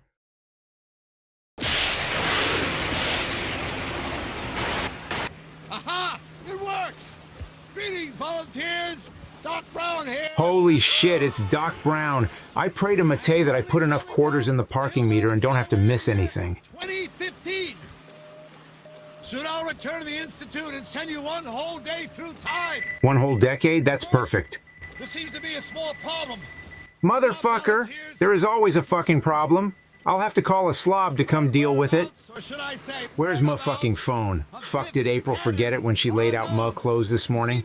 Oh, here it is. 1955. I don't know how or why this could be, but if Biff is allowed to roam freely through time, it could skew history as we know it. Hello? Karen? Listen, Karen, I know you quit as my personal slob, but I'm in a bit of a pickle. I'm here with Doc Brown, and he selected me as a time travel volunteer, so I can go back to before I had no time and make muh content. Payment? Well, I can pay you in exposure. Fuck this. I'll figure this out myself. Sorry, Doc. Yeah. What were you, saying? Fuck yeah. Let's get this show on the road. The space-time continuum. Let's skip all this shit and get her up to 88, Doc. Wait, behind you. Why didn't you say Biff was here, Doc? Hello? Hello? Dr. Brown? No, I was so close this time. Biff, how in blazes did you get in here? Why don't you ask these bozos? Wow, Doc Brown's slobs are worthless, too. Conducting an experiment back in 1955. He must have stowed away. Where the fuck did he stow away? The trunk? I'm gonna take a little joyride. No! Biff! I was so close. I hope Biff doesn't change the past too much. This is terrible. He's gonna alter time. History as we know. Doc is shitting himself harder than Matei if he eats boring grocery store bullshit. Why did I think of this before? My newest invention, day passenger DeLorean time vehicle. That's it. I'll just hop in it. No time? I can relate. Scott, what am I thinking? I'm trapped like a rat in my own office. There's no way I can get to the time machine. Doc, I can do it. I can get to it. But my time travel volunteers. You. Volunteers? You. Just like at my birthday party, I'm the only one here, Doc. It's just beyond that door where you're standing. I can pilot by remote control from here, but I'm gonna need you to help me navigate. Once I catch Biff, I can use the DeLorean for myself. Let's go, Doc. What an oddly specific set of circumstances that have occurred to lead me here. 75, 85,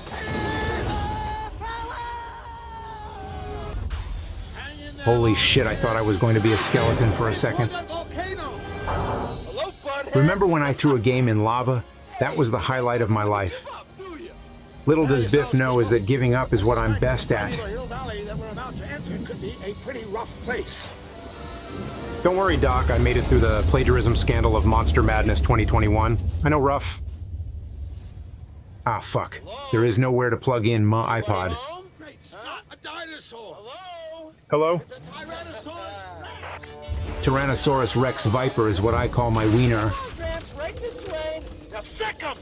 I'm terrified beyond the capacity for rational thought. Calm down, big fella. Calm down, easy boy. Easy boy. Fuck, this is exactly what my therapist said would happen to me today. This is scarier than seeing Justin at a kid's birthday party.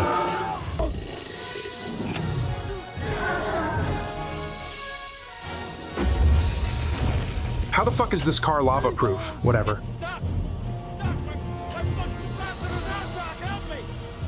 How does Biff know what the flux capacitor is?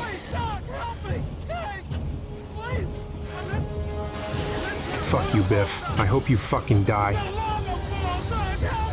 Hang on, Dave. Hold on. Doc, let him die. Cast him aside like I did Bootsy and Kyle. We bumped him. The impact between the two vehicles. Why does that door say Back to the Future on it? What were they thinking?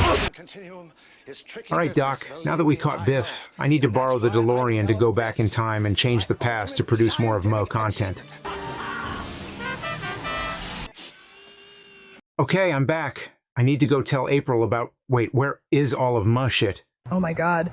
James, why are you here? I haven't seen you in 10 years. Get the fuck out of Duckwalker Ranch. I won the divorce.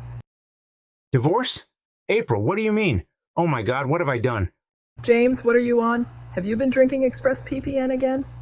What the fuck? I can't deal with your crying again. I'm with Biff now. Accept it and move on. Biff? Biff Tannen? Get the fuck out of here, you cuck! Butthead! Either cucked by time or by a spouse. Some cucks are simply destined to be cuckolded. Perhaps Bimmy will one day realize that producing quality content is the only means of escape from the Bimmyverse. Hey, I'm Justin. You unlock this door with the key in my dreams. You're moving into a land of memes and no time. You've just crossed over into the Bimmyverse.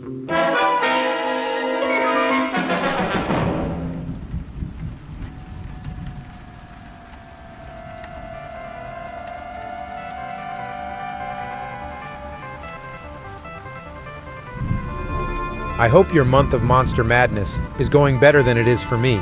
Everyone is on strike today, so it's just me in the studio. I'll be honest, I forgot how to record footage from my television, so I thought I'd do some guerrilla filmmaking and just film my TV.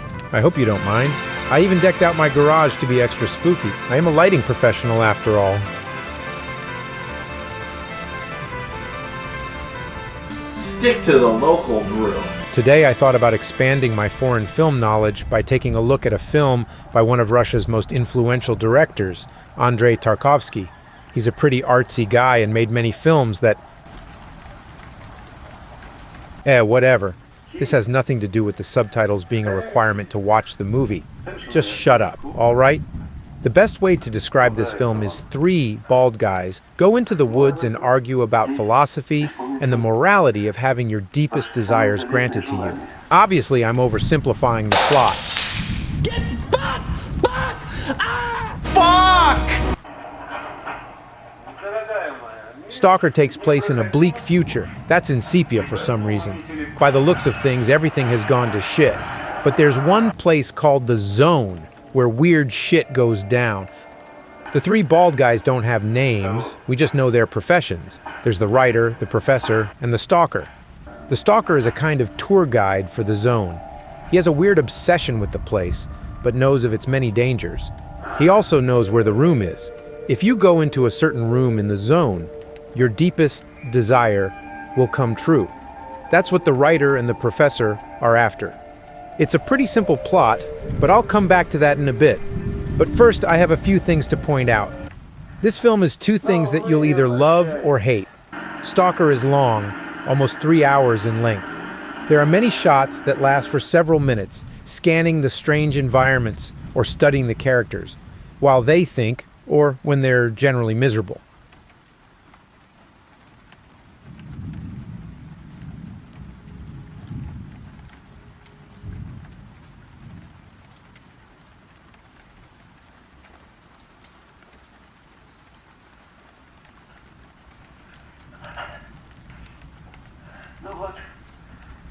The film takes its time to immerse you into the world of the zone and its haunting ghost town-like ambience.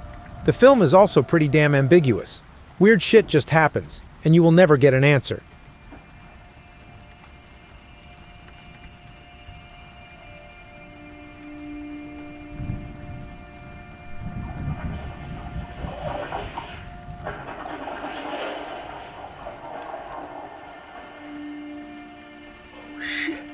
It leaves itself open to various interpretations, both in what the film represents and what is actually happening on screen. If what I've described doesn't sound like your thing, it probably isn't, but it is an interesting experience regardless. When the party arrives at the entrance to the room, neither the writer nor the professor enter it. The professor even tries to destroy it, but gives up. We never even see the room. The three men, exhausted and defeated, sit outside of it in my favorite shot of the movie.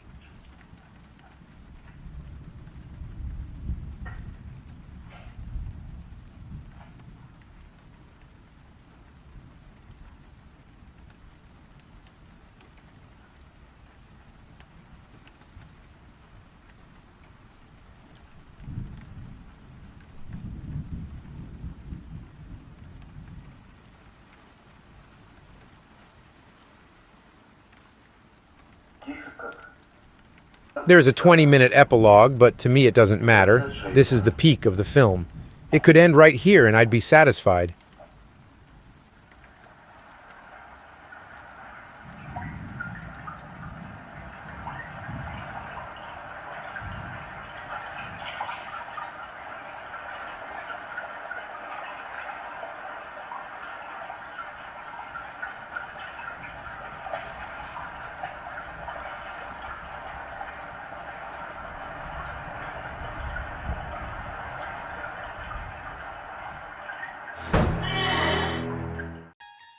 You unlock this door with the key in my dreams.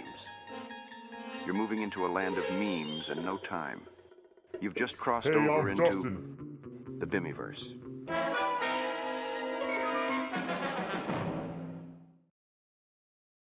Before we get into this, I gotta tell you all about what it was like making movies back in the day. Yeah, back when you had to use 2 VCRs to edit, didn't have access to proper lighting equipment, and had to make do with paper masks as costumes. I still remember the days of filming myself fighting that punching bag. I'm sure Spielberg must have done the same at some point. Anyways, I'm telling you this just to make it clear that I'm very much aware about the process of amateur filmmaking, and that's why I appreciate a film like Who Killed Captain Alex so much. Who killed the Captain Alex? The Ugandan first action-packed movie. Who killed the Captain Alex? This is a movie that was filmed out in Uganda on pretty much no budget by guys who just wanted to have some fun. Ever since its release, it's gotten a pretty big cult following, and I can see why it's popular. The plot follows a group of these Ugandan soldiers fighting against the Tiger Mafia, when suddenly, the Ugandan army's leader, Captain Alex, gets killed during a raid. What?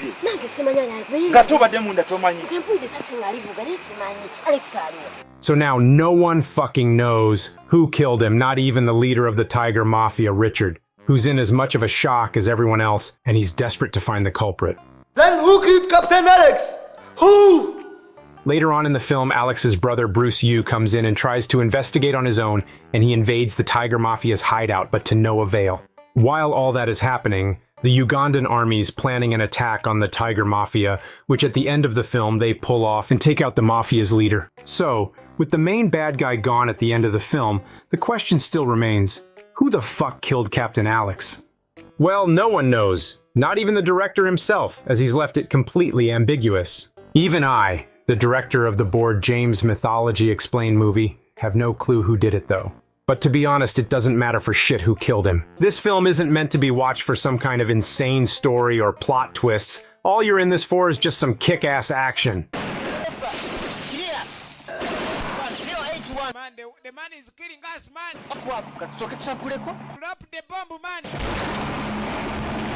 For people who are complete amateurs, the cinematography and fight choreography really aren't all too bad either. The movie's overall a pretty fun time. But what makes it even better is the inclusion of this video joker, who's like a sports commentator talking about what's happening on screen throughout the entire film. Yes, okay.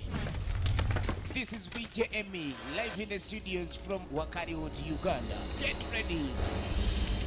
Raymond Film Productions. I know it sounds annoying, but he's seriously a major part of the movie's appeal. Super fighter, action-packed movie from Wakariwood, Uganda. VJME on the microphone. And I'm not sure if there's a version of it without him. Anyways, the movie's only an hour long, and if you like this homemade, so bad it's good kind of stuff, go ahead and give it a watch. I purposefully left out some major parts of the story for this review, because I seriously believe this is a movie you gotta see for yourselves. I gotta go now, the clock's ticking.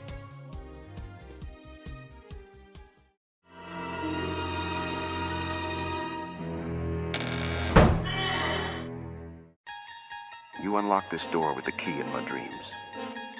You're moving into a land of memes and no time. You've just crossed over into the Bimmyverse.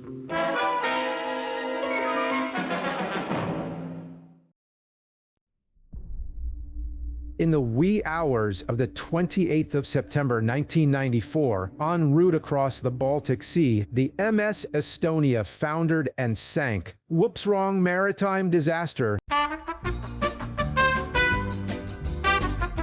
Sorry for that minor hiccup there. I'm testing out my new invention. I call it the Reviewatron 540,000. You just load it up with Wikipedia and it goes ahead and makes the review for you. Now that I've ditched Screenwave, this provides me with all the efficiency and none of the slobbery.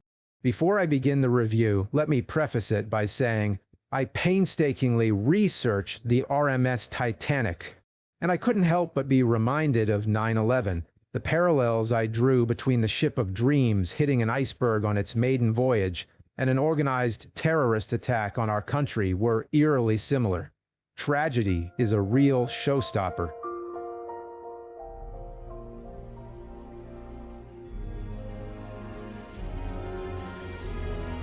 The Titanic stars Kate Winslet as Rose DeWitt Bukater, an aristocrat who falls in love with bohemian artist Jack Dawson, played by Leonardo DiCaprio. The special effects are pretty dated by today's standards. Even my 2001 film, Kung Fu Werewolf from Outer Space, looks better than this shit, although it is a spectacle to see the Titanic faithfully recreated on the big screen. The story takes place in 1912, in a bygone era before women had the right to vote and were systematically oppressed. At the time, there existed a strict class system that divided society even further and kept people in check. Some people were at the bottom of the totem pole. They were the balls on the dick, you could say.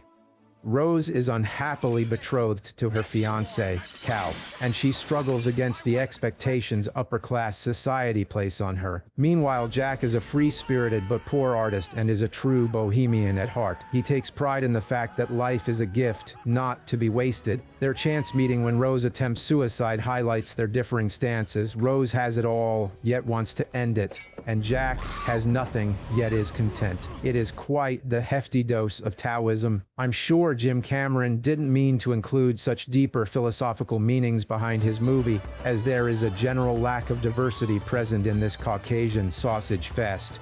As a curator of film, after all, I tend to notice these things. Over the following days, Jack and Rose quickly fall in love, but not everyone is a well-wisher. Cal pulls a cuck face and has Jack framed. This is horseshit! Suddenly, in the midst of all this erroneous drama, the ship strikes an iceberg and spoiler alert, she begins to sink. All because these lousy perverts who were too busy getting their rocks off watching Jack and Rose. Thomas Andrews, Titanic's architect, quickly diagnoses the situation as dire. She can stay afloat with the first 4 compartments breached, but not 5.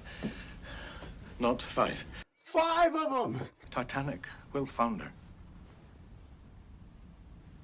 But the ship can't sink. Guess not. What follows next is pandemonium. Go up to the boats yet.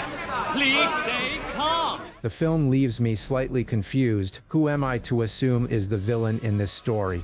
Is it the iceberg? Is it Cal? Indeed. J. Bruce Ismay? The abandoned ship, leaving many to suffer. I personally feel sorry for the captain, Edward Smith. What was he supposed to do? Apologize for being a ship sinker? Fuck! Now, how will I continue with the review? Oh my God! O.J. Simpson.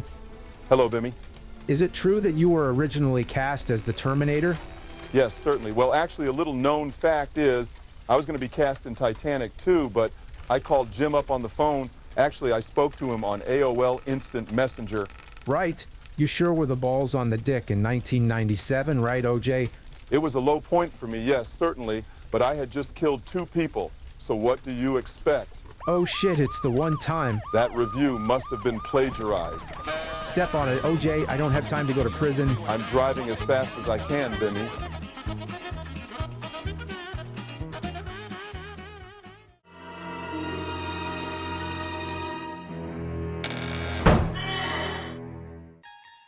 You unlock this door with the key in my dreams.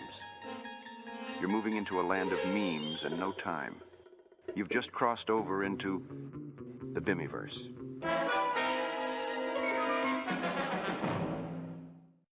For our final review, let's leave our dimension and step into the Twilight Zone. Specifically, the 8th episode from the very first season of the show, which originally aired on November 20th, 1959. It also marks the first time where the story wasn't written by Rod Serling, but was instead adapted from a pre-existing novel written by Lynn Venable. At the very beginning, we're introduced to our main character, played by Burgess Meredith, better known for his roles as the Penguin and Mickey from the Rocky series. Witness Mr. Henry Bemis, a charter member in the Fraternity of Dreamers, a bookish little man whose passion is the printed page. I actually made 2 documentaries on the filming locations from the Rocky movies. You should definitely check them out. Anyway, Henry Bemis is an avid reader. One day he's asked to come into his boss's office, where the director reprimands him for giving in to his passion instead of actually working. You, Mr. Bemis, are a reader. A reader? I see you constantly going downstairs into the vault during your lunch hour. You will henceforth devote your time to your job and forget reading, or you'll find yourself outdoors on a park bench reading from morning till night for want of having a job. Henry tries to talk to the director, explaining he's only doing it because at home his wife doesn't let him read either. Your wife is an amazingly bright woman. Poor guy just can't catch a break. Good day, Bemis. Next we get a scene of Henry at home, where we meet his wonderful wife.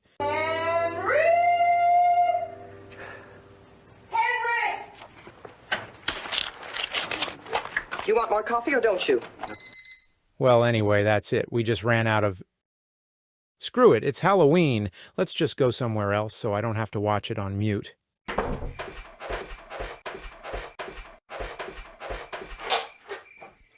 Meet Mr. Bimmy, a true film aficionado whose passion is the moving picture, but who is conspired against by the unrelenting hands of a clock. So anyway, Henry comes back to work on the next day and decides to disobey his boss, once again sneaking into the vault to read. But then suddenly...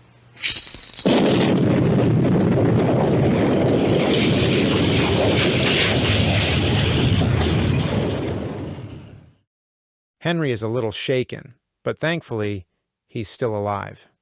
When he comes to, he builds up the courage to go out and see what happened.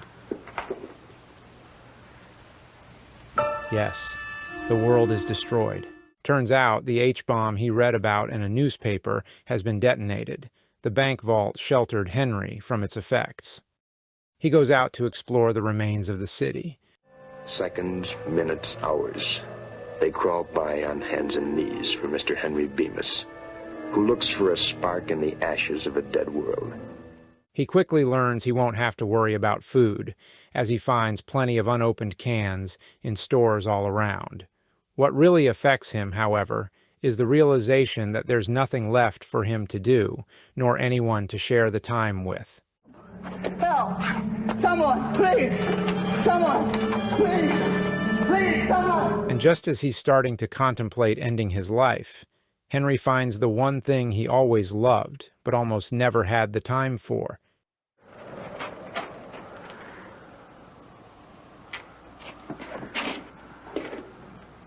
Collected works of Dickens? And as he looks around,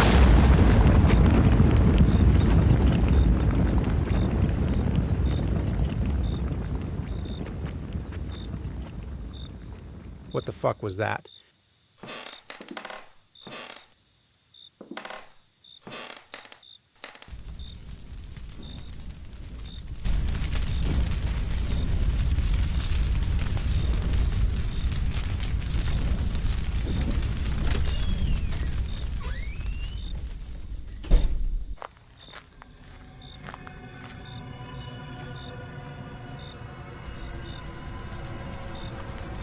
Seconds, minutes, hours. They have no meaning now for Mr. Bimmy. He looks for a wave in a sea that's forever calm. A dragon that dreams no more. Ah, you blew it up! Damn you! Oh, damn you all to hell!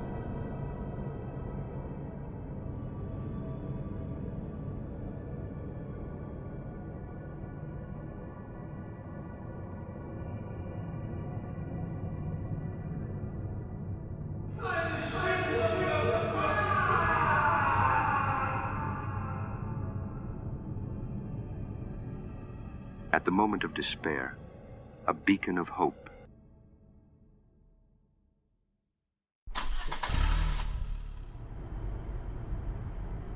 Know what?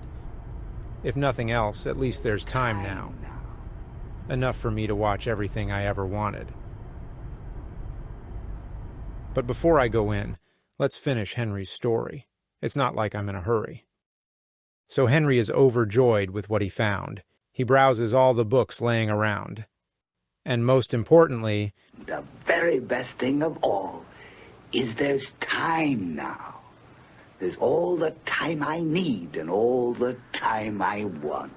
Yep, life is kind of cool sometimes. But as he leans over to pick up one of the books,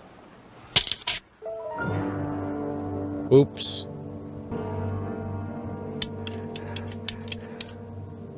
That's not fair. That's not fair at all. Well, that's kind of depressing. But for Twilight Zone, these types of endings are par for the course. Fortunately, I don't really need glasses to watch movies, so it's not something I have to worry about. Anyway, now that we're here, let's go in and see what we can watch next. No. No, no, no. No, no, no, no. No, no, no. No, that's not fair. That's... No, no. No, that's not fair. That's not fair.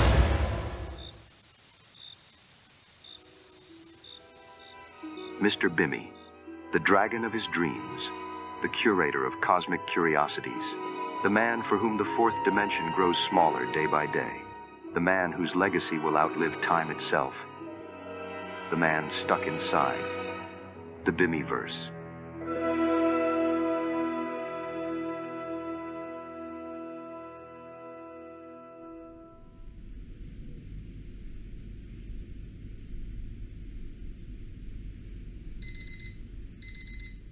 Fuck!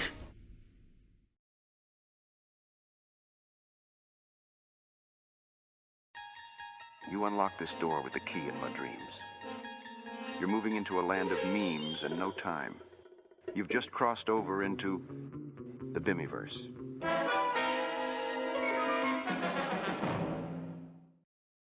For this episode of Monster Madness, we're going around the world for a film taking place in Germany, starring a French actress, a New Zealand actor, and made by a Polish director. So what country does the film count as? No time to figure that out. We're talking about Possession from 1981, directed by Andrzej Zulawski. The story follows Anna, played by Isabella Johnny, and Mark, played by the guy from Jurassic Park, who are a married couple going through a divorce. Their arguments get real nasty. Why did you leave last night? Leave me alone! But you said you went to France. Why are you nagging me? Can't you just let me be? I did a perfect piece if you never came back. It's Bob! I have Bob! He's my son too! Don't try to tell me that you care about him all that much. He didn't stop you from breaking us up. If you really thought about him, you'd give a thought to us, for Christ's sake. Lots of loud screaming, which makes the movie hard to watch while my kids are asleep. The VHS I watched it on didn't have any subtitles, so I just fast-forwarded through those parts. Mark discovers that Anna is having an affair with a man named Heinrich. He goes to confront the guy, only to get beat up. You know, Mark is doing cuckolding all wrong. When the bull beats you up and calls you a piece of shit, your wife is supposed to be there, so she can put the chastity cage on you, and then you watch them have sex with each other afterwards. What an amateur. Anyway, Mark starts his own affair with his son Bob's teacher, Helen, who's also played by Isabelle Adjani. Did they not have time to find any more actors? Meanwhile, Anna is growing her own Frankenstein's monster in her apartment. Yeah, that's right, Frankenstein's monster. You might not be aware, but Frankenstein is actually the name of the doctor and not the monster. It looks real gross. She kills anyone who comes near it and keeps their body parts in her fridge. And then she has this weird seizure or something in the subway. She flails around like she's dancing, and then squats down and has diarrhea all over the ground. Must have eaten too many beans. Heinrich goes to Anna's apartment to have sex again, but gets a nasty surprise when he discovers the creature, and Anna tries to kill him. He gets away and calls Mark for help. There are corpses there, at least 2 bodies. I thought she was pulling my leg, but no, there's blood. She cuts them. But Mark just finishes the job himself. Then she kills her neighbor, and he helps her dispose of the body and get rid of the evidence in the apartment by burning it down. And then Mark watches while Anna fucks the monster.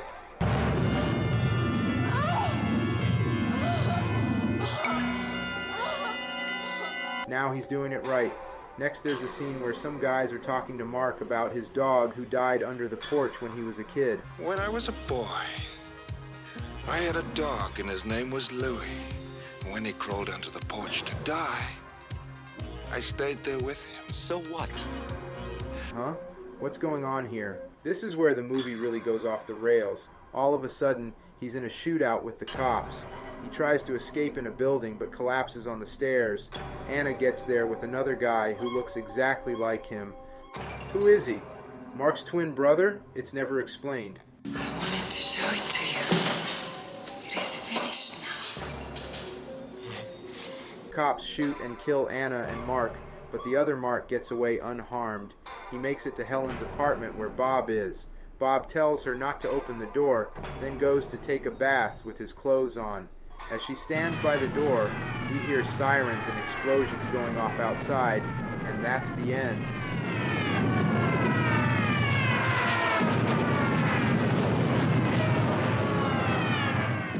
What the fuck just happened? This has to be one of the strangest movies I've ever seen. It's definitely not your typical 80s horror film.